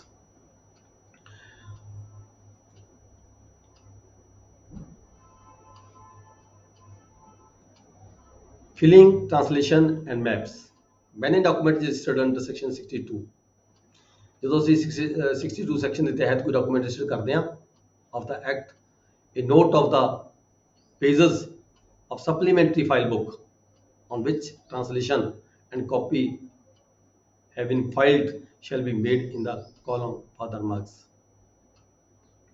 ਯਾਨੀ ਕਿ ਕੋਈ ਡਾਕੂਮੈਂਟ ਹੈ ਕੋਈ ਉਹਦੀ ਜਿਹੜੀ ਹੈਗੀ ਹੈ ਕਾਪੀ ਹੈ ਉਹ ਸਪਲੀਮੈਂਟਰੀ ਬੁੱਕ 'ਚ ਲਗਾਈ ਹੈ ਵੈਸੇ ਤਾਂ ਜਿਹੜੀ ਮਤਲਬ ਆਫਿਸ ਕਾਪੀ ਸਾਡੇ ਕੋਲ ਰਹੇਗੀ ਬੁੱਕ ਨੰਬਰ 1 ਦੇ ਵਿੱਚ ਬੁੱਕ ਨੰਬਰ 1 ਦੇ ਨਾਲ ਨਾਲ ਸਪਲੀਮੈਂਟਰੀ ਬੁੱਕ ਦੀ ਗੱਲ ਕੀਤੀ ਗਈ ਹੈ ਜਦੋਂ when a document is registered under section 62 of the act a note of the pages of the supplementary file book on which the translation and copy have been filed shall be made in the column further remarks ਜਿਹੜੀ ਸਾਡੀ ਜਿੱਥੇ ਅਸੀਂ book ਜਿੱਥੇ ਅਸੀਂ registry ਪੇਸ਼ ਕੀਤੀ ਗਈ ਹੈ ਉਸ ਰਜਿਸਟਰੀ ਦੇ ਜਿਹੜਾ ਰਿਮਾਰਕਸ ਕਾਲਮ ਹੈ ਉੱਥੇ ਅਸੀਂ ਜਿਹੜੀ ਸਪਲੀਮੈਂਟਰੀ ਬੁੱਕ ਦੇ ਕੁਝ ਪੇजेस ਬੁੱਕ 'ਚ ਕੁਝ ਪੇजेस ਮਤਲਬ ਲਗਾਏ ਹੈਗੇ ਆ ਉਹਦਾ ਜਿਹੜਾ ਨੋਟ ਦਿੱਤਾ ਜਾਊਗਾ ਵੀ ਕਿਹੜੇ ਪੇਜ ਦੇ ਉੱਪਰ ਜਿਹੜੇ ਹੈਗੇ ਬਾਕੀ ਇਸ ਰਜਿਸਟਰੀ ਦੇ ਬਾਕੀ ਡਾਕੂਮੈਂਟ ਕਿਸ ਪੇਜ ਦੇ ਉੱਪਰ ਜਿਹੜੇ ਸਪਲੀਮੈਂਟਰੀ ਬੁੱਕ ਦੇ ਵਿੱਚ ਪੇਸ਼ ਕੀਤੇ ਗਏ ਆ ਉਹਦਾ ਵੇਰਵਾ ਦਿੱਤਾ ਤਾਂ ਕਿ ਉਹ ਕੰਸਰਨ ਪਰਸਨ ਜਦੋਂ ਕੋਈ ਐਗਜ਼ਾਮਿਨ ਕਰਦਾ ਹੈ ਠੀਕ ਹੈ ਬੁੱਕ ਨੰਬਰ 1 ਨੂੰ ਐਗਜ਼ਾਮਿਨ ਕਰਦਾ ਹੈ ਤਾਂ ਉਹਨੂੰ ਪਤਾ ਲੱਗ ਸਕੇ ਵੀ ਜਿਹੜੇ ਬਾਕੀ ਡਾਕੂਮੈਂਟ ਹੈ ਇਹਦੇ ਕਿਹੜੀ ਬੁੱਕ ਦੇ ਵਿੱਚ ਹੈ ਕਿਹੜੇ ਪੇਜ ਦੇ ਉੱਪਰ ਦਰਜ ਕੀਤੇ ਗਏ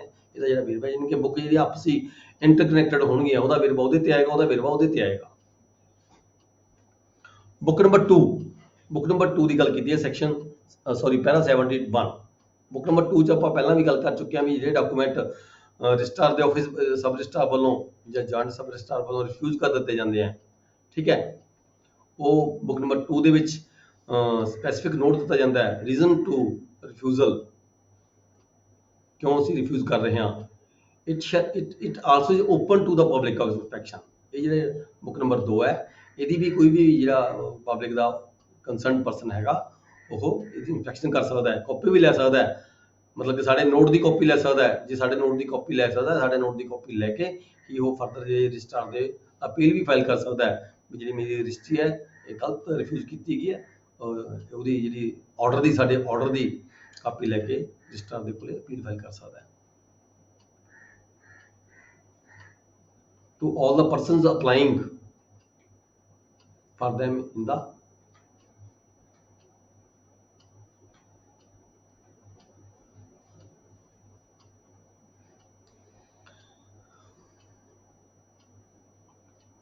ਕੋਈ ਬੰਦਾ ਐਪਲੀਕੇਸ਼ਨ ਦੇ ਸਕਦਾ ਹੈ, ਪਰਸਨਸ ਐਗਜ਼ੀਕਿਊਟਿੰਗ ਜਿਹਨੇ ਉਹ ਰਜਿਸਟਰੀ ਐਗਜ਼ੀਕਿਊਟ ਕੀਤੀ ਸੀ ਔਰ ਕਲੇਮਿੰਗ ਅੰਡਰ ਦਾ ਡਾਕੂਮੈਂਟ, ਜਾਂ ਉਹ ਜਿਹੜੀ ਰਜਿਸਟਰੀ ਜਿਹਨੂੰ ਰਿਫਿਊਜ਼ ਕੀਤਾ ਗਿਆ ਕਿਹਦੇ ਹੱਕ 'ਚ ਵੀ ਰਜਿਸਟਰੀ ਹੋ ਰਹੀ ਸੀਗੀ, ਉਹ ਵਿਅਕਤੀ ਵੀ ਐਪਲੀਕੇਸ਼ਨ ਦੇ ਸਕਦੇ ਨੇ। Registration of which has been refused ਔਰ ਦੇ ਆਰ ਰਿਪਰੈਜ਼ੈਂਟੇਟਿਵ ਜਾਂ ਉਹਦੇ ਵਾਰਸ ਨੇ ਜਾਂ ਉਹਦਾ ਕੋਈ ਏਜੰਟ ਹੈਗਾ ਉਹ ਵੀ ਉਹਦੀ ਕਾਪੀ ਲੈ ਸਕਦਾ ਹੈਗਾ। ਤਾਂ copy shell B given free of charge, ਇਹਦੀ ਕੋਈ ਫੀਸ ਹੈ ਉਹ ਨਹੀਂ ਹੁੰਦੀ for ਕਾਪਿੰਗ, though the copy must be stamped, this book shall contain the following heading।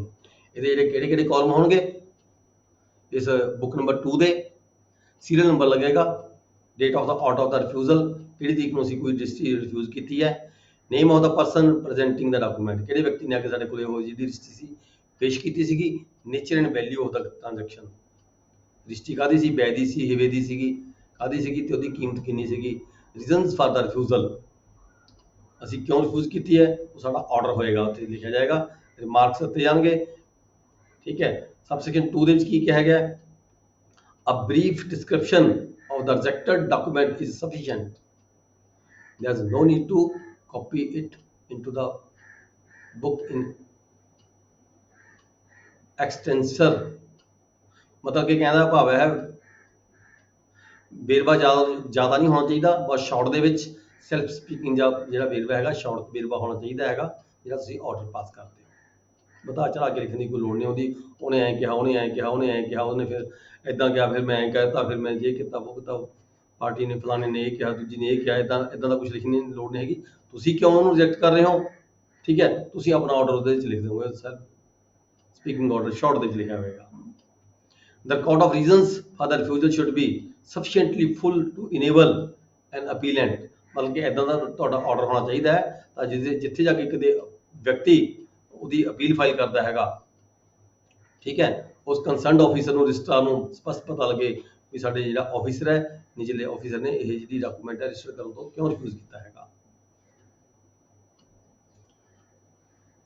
Sufficiently but need not contain a summary of any evidence, ਇੱਥੇ ਦੀ ਜਿਹੜੀ evidence ਹੈ ਕੋਈ ਗਵਾਹੀ ਹੈ ਉਹ ਦਰਜ ਕਰਨ ਦੀ ਲੋੜ ਨਹੀਂ ਹੈਗੀ, ਨਾ ਕਿਸੇ ਦੀ ਬਿਆਨ ਲੈਣ ਦੀ ਲੋੜ ਹੁੰਦੀ ਹੈ, which the registering officer may have taken such evidence should be recorded on separate sheet, ਤੇ ਹੋ ਸਕਦੀ ਹੈ ਲਿਖਤੀ ਹੋਵੇ, ਤੁਸੀਂ separate sheet ਤੁਸੀਂ ਬਣਾ ਕੇ ਰੱਖ ਸਕਦੇ ਹੋ, ਪਰ ਇੱਥੇ ਜਿਹੜਾ ਤੁਸੀਂ ਆਰਡਰ ਬਣਾਉਣਾ ਹੈ ਉਹ ਆਰਡਰ ਕੁਝ ਐਸਾ ਜਿਹੜਾ ਦਰਜ ਕਰਨ ਦੀ ਲੋੜ ਨਹੀਂ ਹੁੰਦੀ। when a document the registration of which was originally refused is subsequently registered by order of registrar, maybe ਜਦੋਂ ਦੇਖੋ ਤੁਸੀਂ ਉਹ ਡਾਕੂਮੈਂਟ ਕੋਈ ਰਿਫਿਊਜ਼ ਕਰ ਦਿੱਤਾ, ਫਿਰ ਰਜਿਸਟਰਾਰ ਨੇ ਆਰਡਰ ਕਰਤਾ ਵੀ ਨਹੀਂ ਇਹਨੂੰ ਆਰਡਰ ਨੂੰ ਮਤਲਬ ਕਿ ਰਜਿਸਟਰ ਕਰ ਦਿੱਤਾ ਜਾਵੇ ਅੰਡਰ ਸੈਕਸ਼ਨ 72 ਔਰ 75 act the civil court under section 77, a note such order shall be made in column 6 of this register opposite the original record of refusal। ਜਦੋਂ ਤੁਸੀਂ ਉਸ ਨੂੰ ਡਾਕੂਮੈਂਟ ਨੂੰ ਫਿਰ ਤੁਸੀਂ ਰਜਿਸਟਰ ਕਰਦੇ ਹੋ ਤਾਂ ਉੱਥੇ ਫਿਰ ਤੁਸੀਂ ਜੇ ਤੁਹਾਡੇ ਕੋਲ ਕੋਈ ਸਿਵਲ ਕੋਰਟ ਤੋਂ ਆਰਡਰ ਆਇਆ ਉਹਦੀ ਐਂਟਰੀ ਪਾਓਗੇ, ਜੇ ਰਜਿਸਟਰਾਰ ਦਾ ਆਰਡਰ ਆਇਆ ਹੈਗਾ ਉਹਦੀ ਐਂਟਰੀ ਪਾਓਗੇ। ਜਿਹੜਾ ਜਿੰਗੇ ਇਸ ਰਜਿਸਟਰ ਦਾ ਜਿਹੜਾ ਕਾਲਮ ਨੰਬਰ 6 ਹੈ, ਰਿਮਾਰਕਸ ਦਾ ਕਾਲਮ ਦਿੱਤਾ ਗਿਆ ਉੱਪਰ ਆਪਾਂ ਪੜ੍ਹਿਆ ਸੀਗਾ, ਉਸ ਕਾਲਮ ਦੇ ਵਿੱਚ ਤੁਸੀਂ ਇਸ ਦੀ ਜਿਹੜੀ ਐਂਟਰੀ ਪਾਓਗੇ, ਕੰਸਰਨ ਐਂਟਰੀ, ਕਿਸ ਸੈਕਸ਼ਨ ਦੇ ਤਹਿਤ ਕਿਸ ਆਫੀਸਰ ਵੱਲੋਂ ਮੇਰੇ ਕੋਲ ਫਰਦਰ ਆਰਡਰ ਆਇਆ ਹੈਗਾ ਜਿਸ ਦੇ ਤਹਿਤ ਮੈਂ ਇਸ ਨੂੰ ਦੁਬਾਰਾ ਰਜਿਸਟਰ ਕਰ ਰਿਹਾ। In his copy of this book the registrar as required by section 76 record his reasons not only for refusal to register a document but also for rejecting an appeal। ਜੇ ਹੁਣ ਰਜਿਸਟਰਾਰ ਦੇ ਕੋਲ ਚਲੀ ਗਈ ਤਾਂ registrar ਵੀ ਇੱਥੇ ਤੇ order proper ਕਰੇਗਾ, ਮਤਲਬ ਸਿੰਪਲੀ ਇਦਾਂ ਨਹੀਂ ਲਿਖਿਆ ਜਾਏਗਾ ਵੀ ਰਿਫਿਊਜ਼ ਕਰ ਦਿੱਤੀ ਜਾਂ ਰਿਜੈਕਟ ਕਰ ਦਿੱਤੀ ਅਪੀਲ।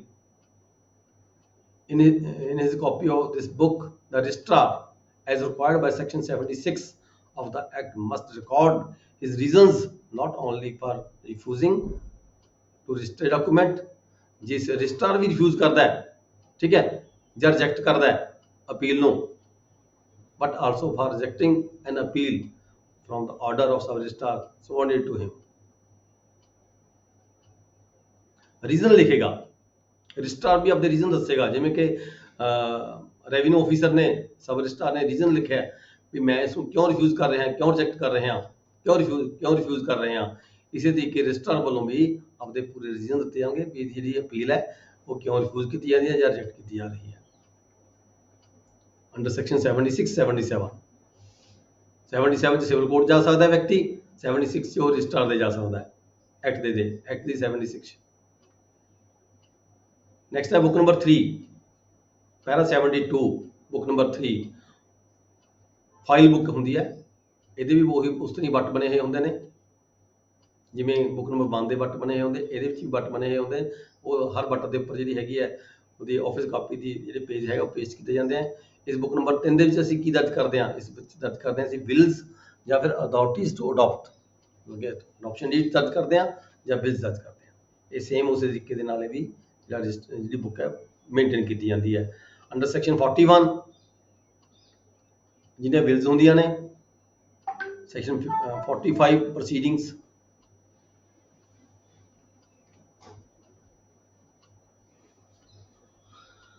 ਜਿਹੜੀ ਬੁੱਕ ਨੰਬਰ 5 ਹੁੰਦੀ ਹੈ ਉਹ ਰਜਿਸਟਰਾਰ ਦੇ ਆਫਿਸ 'ਚ ਹੁੰਦੀ ਹੈ ਜਿੱਥੇ ਬਿੱਲ ਦਰਜ ਕੀਤੇ ਜਾਂਦੀਆਂ ਨੇ। ਇਹ ਬੁੱਕ ਨੰਬਰ 3 ਹੈ, ਇਹ ਸਬ ਰਜਿਸਟਰਾਰ ਦੇ ਆਫਿਸ 'ਚ ਹੁੰਦੀ ਹੈ।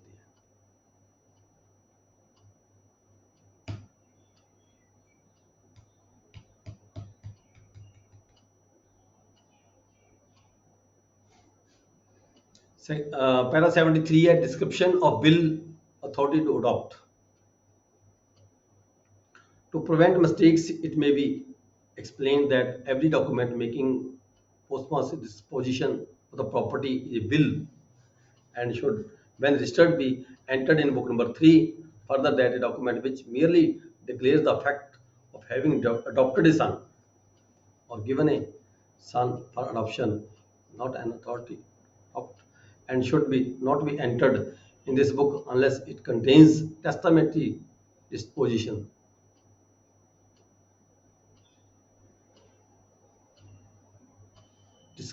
Description of the will, ਕਹਿੰਦੇ ਕੋਈ ਮਿਸਟੇਕ ਨਾ ਹੋਵੇ ਇਸ ਕਰਕੇ ਜਿਹੜੀ ਉਹਦੀ ਬਿੱਲ ਦੀ ਹੈ ਸਾਰੀ ਡਿਸਕ੍ਰਿਪਸ਼ਨ ਦੇ ਦੇਣੀ ਚਾਹੀਦੀ ਹੁੰਦੀ ਹੈ। ਇਸ ਜਿਹੜੀ ਬੁੱਕ ਨੰਬਰ 3 ਦੇ ਵਿੱਚ ਦਰਜ ਕੀਤੀ ਜਾਂਦੀ ਹੈ। ਨੈਕਸਟ ਹੈ ਬੁੱਕ ਨੰਬਰ 4। ਬੁੱਕ ਨੰਬਰ 4 ਚ ਕੀ ਹੁੰਦਾ, ਜਿਹੜੇ ਮਿਸਲੇਨੀਅਸ ਡਾਕੂਮੈਂਟ ਹੁੰਦੇ ਆ, ਕੁਝ ਮੂਵੇਬਲ ਪ੍ਰਾਪਰਟੀਆਂ ਹੁੰਦੀਆਂ ਨੇ, ਕੁਝ ਉਹਦੀ ਕੋਈ ਅਸੀਂ ਰਜਿਸਟਰ ਕਰਦੇ ਹਾਂ movable ਪ੍ਰਾਪਰਟੀਆਂ। Book number 4 is miscellaneous register in which are to be copied all the documents registered under clause D and F of section 18। section 18 ਕਿਹੜਾ ਹੁੰਦਾ ਹੈ, section 17 ਦਾ ਇੱਕ ਸਾਡਾ ਜਿਹੜਾ ਰਜਿਸਟ੍ਰੇਸ਼ਨ ਐਕਟ ਹੈ section 17 ਹੈ, ਇੱਕ section 18 ਹੈ। section 17 ਦੇ ਵਿੱਚ ਤਾਂ ਜਿਹੜੇ ਕੰਪਲਸਰੀ ਰਜਿਸਟੇਬਲ ਡਾਕੂਮੈਂਟਸ ਹੁੰਦੇ ਆ, section 18 ਚ ਹੁੰਦੇ ਕੁਝ ਆਪਸ਼ਨਲ ਡਾਕੂਮੈਂਟ ਹੁੰਦੇ ਜਿਹੜੇ ਕੋਈ ਵਿਅਕਤੀ ਚਾਹੇ ਰਜਿਸਟਰ ਕਰਵਾਵੇ ਚਾਹੇ ਨਾ ਕਰਵਾਵੇ, ਠੀਕ ਹੈ।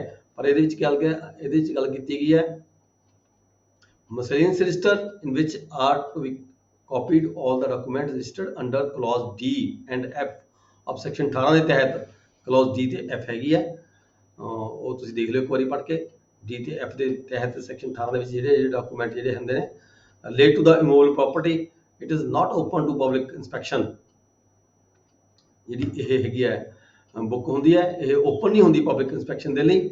and copies of the entries in it are shall be given on the payment of the prescribed fee। ਇਹਦੀ ਕਾਪੀ ਤਾਂ ਕੋਈ ਲੈ ਸਕਦਾ ਹੈ ਪਰ ਇਹਦੀ ਇੰਸਪੈਕਸ਼ਨ ਨਹੀਂ ਕੀਤੀ ਜਾ ਸਕਦੀ। 75 ਪੈਰਾ ਡਿਲੀਟ ਹੋ ਚੁੱਕਿਆ ਹੈ। 76 ਦੇ ਵਿੱਚ ਹੈਗਾ separate file book for the documents in language not in use in the Punjab। ਕੋਈ ਡਾਕੂਮੈਂਟ ਸਾਡੇ ਕੋਲ ਇਦਾਂ ਦਾ ਆ ਜਾਂਦਾ ਜਿਹੜਾ ਸਾਡੇ ਪੰਜਾਬ 'ਚ ਉਹਦੀ ਜਿਹੜੀ ਲੈਂਗੁਏਜ ਹੈ ਉਹ ਯੂਟਿਲਾਈਜ਼ ਨਹੀਂ ਹੁੰਦੀ।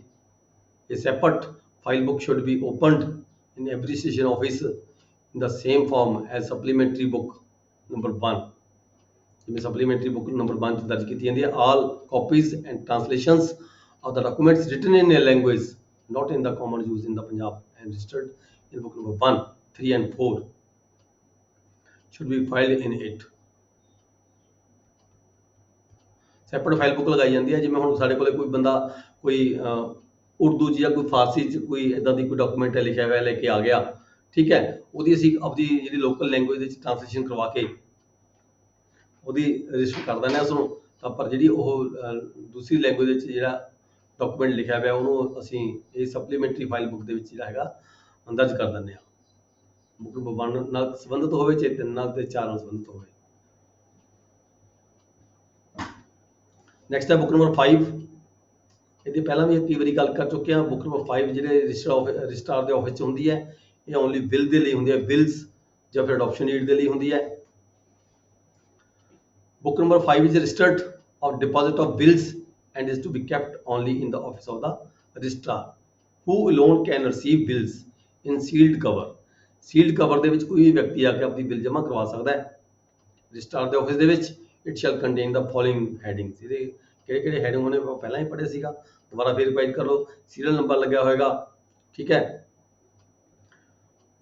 ਸੁਪਰਸਕ੍ਰਿਪਸ਼ਨ on the sealed cover, sealed cover ਦੇ ਉੱਪਰ ਮੋਟੇ ਮਤਲਬ ਕਿ ਜਿਹੜਾ ਲਿਖਿਆ ਹੋਏਗਾ ਕੌਣ ਵਿਅਕਤੀ ਜਿਹੜਾ ਜਮ੍ਹਾਂ ਕਰਵਾ ਰਿਹਾ ਹੈ ਉਹਦੀ ਸੁਪਰਸਕ੍ਰਿਪਸ਼ਨ ਜਿਹੜੀ ਕਿ ਉਕਰੀ ਹੋਈ ਭਾਸ਼ਾ ਦੇ ਵਿੱਚ ਜਿਹੜੇ ਲਿਖਿਆ ਹੋਏਗਾ ਸੀਲਡ ਕਵਰ ਦੇ ਉੱਪਰ। Inscription on the seal of the cover, time, presentation, receipt, ਕਦੋਂ ਕੌਣ ਵਿਅਕਤੀ ਦੇ ਕੇ ਗਿਆ, ਕਿਹੜਾ ਮਹੀਨਾ, ਡੇਟ, ਕਿੰਨੇ ਸਮੇਂ ਦੇ ਕੇ ਗਿਆ, ਨੇਮ ਆਫ ਦਾ ਡਿਪੋਜ਼ਿਟਰ, ਉਹਦਾ ਕੀ ਨਾਮ ਸੀਗਾ, ਠੀਕ ਹੈ ਜੀ। Name of the person testifying to the identity, ਜਿਹੜਾ ਉਸ ਵਿਅਕਤੀ ਦੇ ਨਾਲ ਕੌਣ ਹੋਰ ਨਾਲ ਆਇਆ ਹੈਗਾ ਜਿਹਨੇ ਉਹਨੂੰ ਟੈਸਟ ਕੀਤਾ, ਹਾਂ ਵੀ ਇਹ ਬੰਦਾ ਫਲਾਣਾ ਹੈਗਾ। ਟਾਈਮ ਆਫ ਦਾ ਡਿਲੀਵਰੀ ਆਫ ਦਾ sealed cover, time of delivery of sealed cover to applicant, ਜੇ ਕੋਈ ਵਾਪਸ ਲੈਣ ਵਾਸਤੇ ਆ ਜਾਂਦਾ ਹੈ ਤਾਂ ਉੱਥੇ ਐਂਟਰੀ ਪਾ ਦਿੱਤੀ ਜਾਂਦੀ 7 ਨੰਬਰ ਕਾਲਮ 'ਚ ਉਹਨੂੰ ਵਾਪਸ ਕੀਤੀ ਜਾਂਦੀ ਹੈ। ਕਿੰਨੇ ਸਮੇਂ ਤੇ ਕੌਣ ਵਿਅਕਤੀ ਜਿਹੜਾ ਵਾਪਸ ਲੈ ਕੇ ਗਿਆ ਆਪਦੀ ਜਿਹੜੀ ਬਿੱਲ ਹੈਗੀ ਜਿਹੜੀ ਜਮ੍ਹਾਂ ਕਰਾਈ ਹੋਈ ਸੀਗੀ। 8 ਨੰਬਰ ਤੇ names of the persons testifying to the identify, ਜਿਹੜੇ ਬੰਦੇ ਉਸਨੂੰ ਐਪਲੀਕੈਂਟ ਨੂੰ ਜਿਹੜਾ ਲੈ ਕੇ ਜਾ ਰਿਹਾ ਆਪਦੀ ਵਸੀਜਾ ਜਮ੍ਹਾਂ ਕਰਾ ਕੇ ਗਿਆ ਜਾਂ ਲੈ ਕੇ ਗਿਆ, ਤਾਂ ਉਸਨੂੰ ਕੌਣ ਬੰਦਾ ਟੈਸਟ ਕਰ ਰਿਹਾ ਹੈਗਾ ਦੇਣ ਵੇਲੇ, ਵਾਪਸ ਦੇ ਦਿੱਤੇ ਟਾਈਮ ਦੀ ਗੱਲ ਕੀਤੀ ਹੈ। ਟਾਈਮ ਆਫ ਓਪਨਿੰਗ ਦਾ ਸੀਲ, ਜਦੋਂ ਕੋਈ ਵਿਅਕਤੀ ਉਹਨੂੰ ਅੱਗੇ ਓਪਨ ਕਰਵਾਉਂਦਾ, ਸੀਲ ਓਪਨ ਕਰਵਾਉਂਦਾ ਕੋਈ ਕੰਸਰਨ ਪਰਸਨ, ਠੀਕ ਹੈ, ਤਾਂ ਸਮਾਂ ਦਿਨ ਟਾਈਮ ਜਿਹੜਾ ਦਰਜ ਕੀਤਾ ਜਾਂਦਾ ਹੈਗਾ। Next column number 1 to 6 shall be filled in when a bill is first deposited under section 43। ਜਿਹੜੇ ਪਹਿਲੇ ਕਾਲਮ ਨੇ 1 ਤੋਂ 6 ਉਦੋਂ ਦਰਜ ਕੀਤੇ ਜਾਂਦੇ ਜਦੋਂ ਬਿੱਲ ਜਮ੍ਹਾਂ ਕਰਾਈ ਜਾਂਦੀ ਹੈ। 7 ਤੋਂ 8 ਤੱਕ ਦੇ ਜਿਹੜੇ ਕਾਲਮ ਨੇ ਜਦੋਂ ਬਿੱਲ ਕੋਈ ਵਾਪਸ ਲੈ ਕੇ ਜਾਂਦਾ ਉਦੋਂ ਦਰਜ ਕੀਤੇ ਜਾਂਦੇ ਨੇ। ਤੇ ਕਾਲਮ ਨੰਬਰ 9 ਉਦੋਂ ਐਂਟਰੀ ਪਾਈ ਜਾਂਦੀ ਹੈ। Column number 9 shall be filled up when a bill is opened after the death of the testator। ਜਦੋਂ ਵਿਅਕਤੀ ਦੀ ਡੈਥ ਹੋ ਜਾਂਦੀ ਹੈ ਤਾਂ ਕੰਸਰਨ ਪਰਸਨ ਕੋਈ ਜਿਹਦੇ ਹੱਥ ਕੋਈ ਬਿੱਲ ਹੋਈ ਹੁੰਦੀ ਹੈ, ਜਦੋਂ ਉਹ ਲੈਣ ਵਾਸਤੇ ਆਉਂਦਾ ਹੈ ਤਾਂ ਜਦੋਂ ਉਹ ਓਪਨ ਕੀਤੀ ਜਾਂਦੀ ਹੈ ਰਜਿਸਟਰਾਰ ਵੱਲੋਂ, ਠੀਕ ਹੈ, after the death of the testator under section 45-46 of the act, all these several entries must be verified by the signature of the registrar for the time being when a bill has been removed by the order of the court। ਜਦੋਂ court ਕੋਈ bill ਨੂੰ ਮੰਗਾ ਲਵੇ, ਠੀਕ ਹੈ, ਕੋਈ concern person ਜਿਹੜਾ interested person ਹੁੰਦਾ ਕਿਸੇ ਵਿਅਕਤੀ ਦੀ ਮੌਤ ਤੋਂ ਬਾਅਦ, ਕੋਈ ਵਿਅਕਤੀ ਕੋਰਟ ਜਾ ਕੇ ਆਰਡਰ ਲੈਂਦਾ ਹੈਗਾ ਵੀ ਮੇਰੀ ਬਿੱਲ ਹੈ ਜਿਹੜੀ ਮੇਰੇ ਫਾਦਰ ਦੀ ਜਾਂ ਮੇਰੇ ਫਲਾਣੇ ਕਿਸੇ ਵਿਅਕਤੀ ਦੀ ਜਿਹੜੀ ਬਿੱਲ ਹੈਗੀ ਆ ਉਹ ਰਜਿਸਟਰਾਰ ਦੇ ਆਫਿਸ 'ਚ ਜਮ੍ਹਾਂ ਹੋਈ ਵੀ ਹੈ, ਠੀਕ ਹੈ, ਅੰਡਰ ਸੈਕਸ਼ਨ 46 'ਚ ਪ੍ਰੋਵੀਜ਼ਨ ਦਿੱਤੀ ਗਈ ਹੈ। The fact shall be noted in the red ink across the entry. ਤਾਂ ਉਹਦੇ ਜਿਹੜੇ ਫੈਕਟ ਨੇ ਕਿਹੜੀ ਕੋਰਟ ਨੇ ਕਿਹੜੇ ਆਰਡਰ ਦੇ ਤਹਿਤ ਜਿਹੜੀ ਇਹ ਬਿੱਲ ਹੈਗੀ ਹੈ ਉਹ ਮੰਗਵਾਈ ਹੈ ਤੇ ਫਿਰ ਕੋਰਟ ਜਾ ਕੇ ਉਹ ਓਪਨ ਹੁੰਦੀ ਹੈ। And the note shell B authenticated by the signature of the registrar। ਤਾਂ ਰਜਿਸਟਰਾਰ ਦੇ ਉੱਤੇ ਸਾਈਨ ਹੋ ਜਾਂਦੇ ਨੇ ਵੀ ਕਿਹੜੀ ਕੋਰਟ 'ਚ ਅਸੀਂ ਇਹ ਜਿਹੜੀ ਬਿੱਲ ਹੈ ਭੇਜ ਦਿੱਤੀ ਗਈ ਹੈ, ਕਿਹੜੇ ਆਰਡਰ ਦੇ ਤਹਿਤ ਭੇਜੀ ਗਈ ਹੈ, ਉਸ ਰਜਿਸਟਰ ਦੇ ਵਿੱਚ ਐਂਟਰੀ ਪੈ ਜਾਏਗੀ ਸਾਰੀ ਜਿੱਥੇ ਇਹ ਬਿੱਲ ਦਰਜ ਕੀਤੀ ਗਈ ਸੀ। ਪੈਰਾ 78 ਹੈਗਾ book number 6 and addition to the book specified above. ਉੱਪਰ ਆਪਾਂ ਉੱਪਰ ਤੋਂ 1 ਤੋਂ 5 ਦੀਆਂ ਬੁੱਕਸ ਦੀ ਗੱਲ ਕਰ ਚੁੱਕੇ ਹਾਂ ਤੇ ਬੁੱਕ ਨੰਬਰ 6 ਹੁੰਦੀ ਹੈ ਇਹ ਜ਼ਿਆਦਾਤਰ ਪਰਚੇ ਯਾਦਾਸ਼ਤ ਵਾਸਤੇ ਹੁੰਦੇ ਆ ਜਿਹੜੇ ਦੂਜੀਆਂ ਤਹਿਸੀਲਾਂ ਚੋਂ ਸਾਡੇ ਕੋਲੇ ਆਉਂਦੇ ਨੇ। ਕਿਸੇ ਹੋਰ ਤਹਿਸੀਲ ਦੇ ਵਿੱਚ ਇੱਕ ਥਾਂ ਤੇ ਕੁਝ ਪ੍ਰੋਵੀਜ਼ਨਸ ਹੁੰਦੀਆਂ ਨੇ ਲਾਅ ਦੇ ਵਿੱਚ ਵੀ ਇੱਕ ਵਿਅਕਤੀ ਇੱਕ ਜਗ੍ਹਾ ਤੇ ਵਿਜ਼ਿਟ ਕਰ ਸਕਦਾ ਹੈ, ਉਹਦੀਆਂ ਜਿਹੜੀਆਂ ਪ੍ਰੋਪਰਟੀਜ਼ ਹੈਗੀਆਂ ਨੇ ਉਹ ਬੇਸ਼ੱਕ 2 ਤਹਿਸੀਲਾਂ ਜਾਂ 3 ਤਹਿਸੀਲਾਂ 'ਚ ਪੈਂਦੀਆਂ ਹੋਣ, ਪਰ ਇੱਕ ਤਹਿਸੀਲ ਦੇ ਵਿੱਚ ਵੀ ਸਾਰੀਆਂ ਤਹਿਸੀਲਾਂ ਦੀ ਉਹ ਰਜਿਸਟਰੀ ਹੈਗੀ ਜਿਹੜੀ ਕਰਵਾ ਸਕਦਾ ਹੈ। ਪਰ ਉਹਦੇ ਨਾਲ ਕੀ ਹੋਏਗਾ, ਕੰਸਰਨ ਤਹਿਸੀਲ ਦੇ ਵਿੱਚ ਜਿਹੜਾ ਪਰਚਾ ਯਾਦਾਸ਼ਤ ਹੈਗਾ ਉਹ ਭੇਜ ਦਿੱਤਾ ਜਾਂਦਾ ਹੈ ਜਿਸ ਰਜਿਸਟਰਾਰ ਦੇ ਕੋਲ ਪਰਚਾ ਯਾਦਾਸ਼ਤ ਆਉਂਦਾ, ਫਿਰ ਉਹ ਕਿਸ ਸਬ ਰਜਿਸਟਰਾਰ ਦੇ ਨਾਲ ਸੰਬੰਧਿਤ ਹੈਗਾ ਉਸ ਸਬ ਰਜਿਸਟਰਾਰ ਕੋਲ ਭੇਜੇਗਾ। ਸੰਬੰਧਿਤ ਸਬ ਰਜਿਸਟਰਾਰ ਜਿਹੜੇ ਉਸ ਪਰਚਾ ਯਾਦਾਸ਼ਤ ਨੂੰ ਕੰਸਰਨ ਤਹਿਸੀਲਦਾਰ ਪਟਵਾਰੀ ਹਲਕਾ ਕੋਲ ਭੇਜ ਦਿੱਤਾ ਜਾਂਦਾ ਹੈ, ਤਾਂ ਕਿ ਜਿਹੜਾ ਸੰਬੰਧਿਤ ਹੈ ਜਿਹੜੀ ਐਂਟਰੀ ਹੈ ਜਾਂ ਇੰਤਕਾਲ ਹੈ ਦਰਜ ਕੀਤਾ ਜਾ ਸਕੇ। In addition to the books specified above, there shall be kept in every registry office a memorandum book. Memorandum ਦਾ ਮਤਲਬ ਹੈ ਪਰਚਾ ਯਾਦਾਸ਼ਤ, to be called book number 6 for the purpose of recording brief abstracts of the power of attorney authenticated under clause 1 of section 33 of the act. It shall contain the following headings.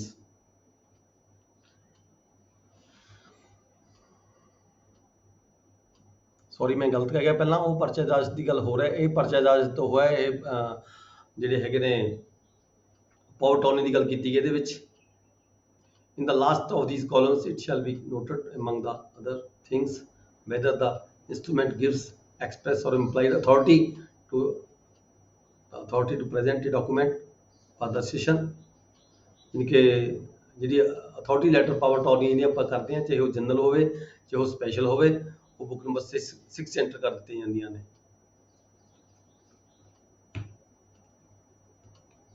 79 authentication of power of attorney by the registering officer।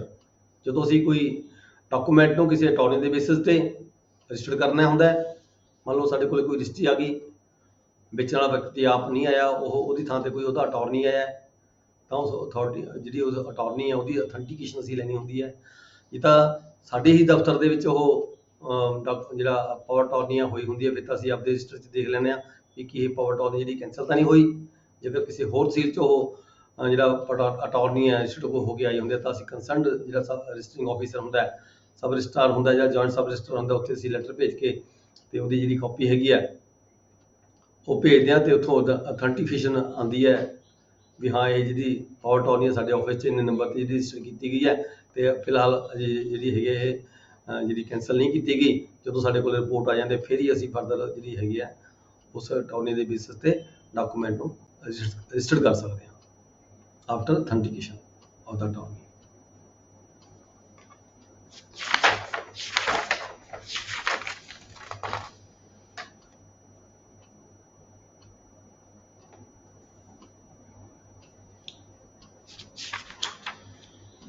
ਇਹਦੇ ਨਾਲ ਹੀ ਅੱਜ ਦੀ class ਖਤਮ ਕਰਾਂਗੇ, ਠੀਕ ਹੈ ਜੀ। ਬਾਕੀ ਅਸੀਂ ਨੈਕਸਟ ਲੈਕਚਰ 'ਚ ਕਰਾਂਗੇ। ਕਿਸੇ ਦੀ ਕੋਈ ਪ੍ਰੋਬਲਮ ਹੋਵੇ, ਕੋਈ ਕੁਐਸਚਨ ਹੋਵੇ, ਕਰ ਸਕਦਾ ਹੈ ਜੀ।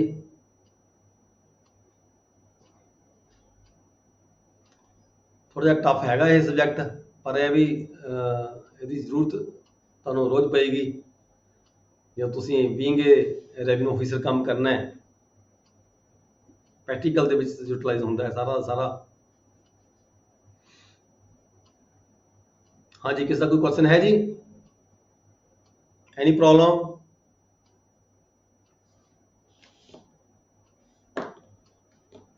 ठीक है जी, okay, class is over, thank you very much.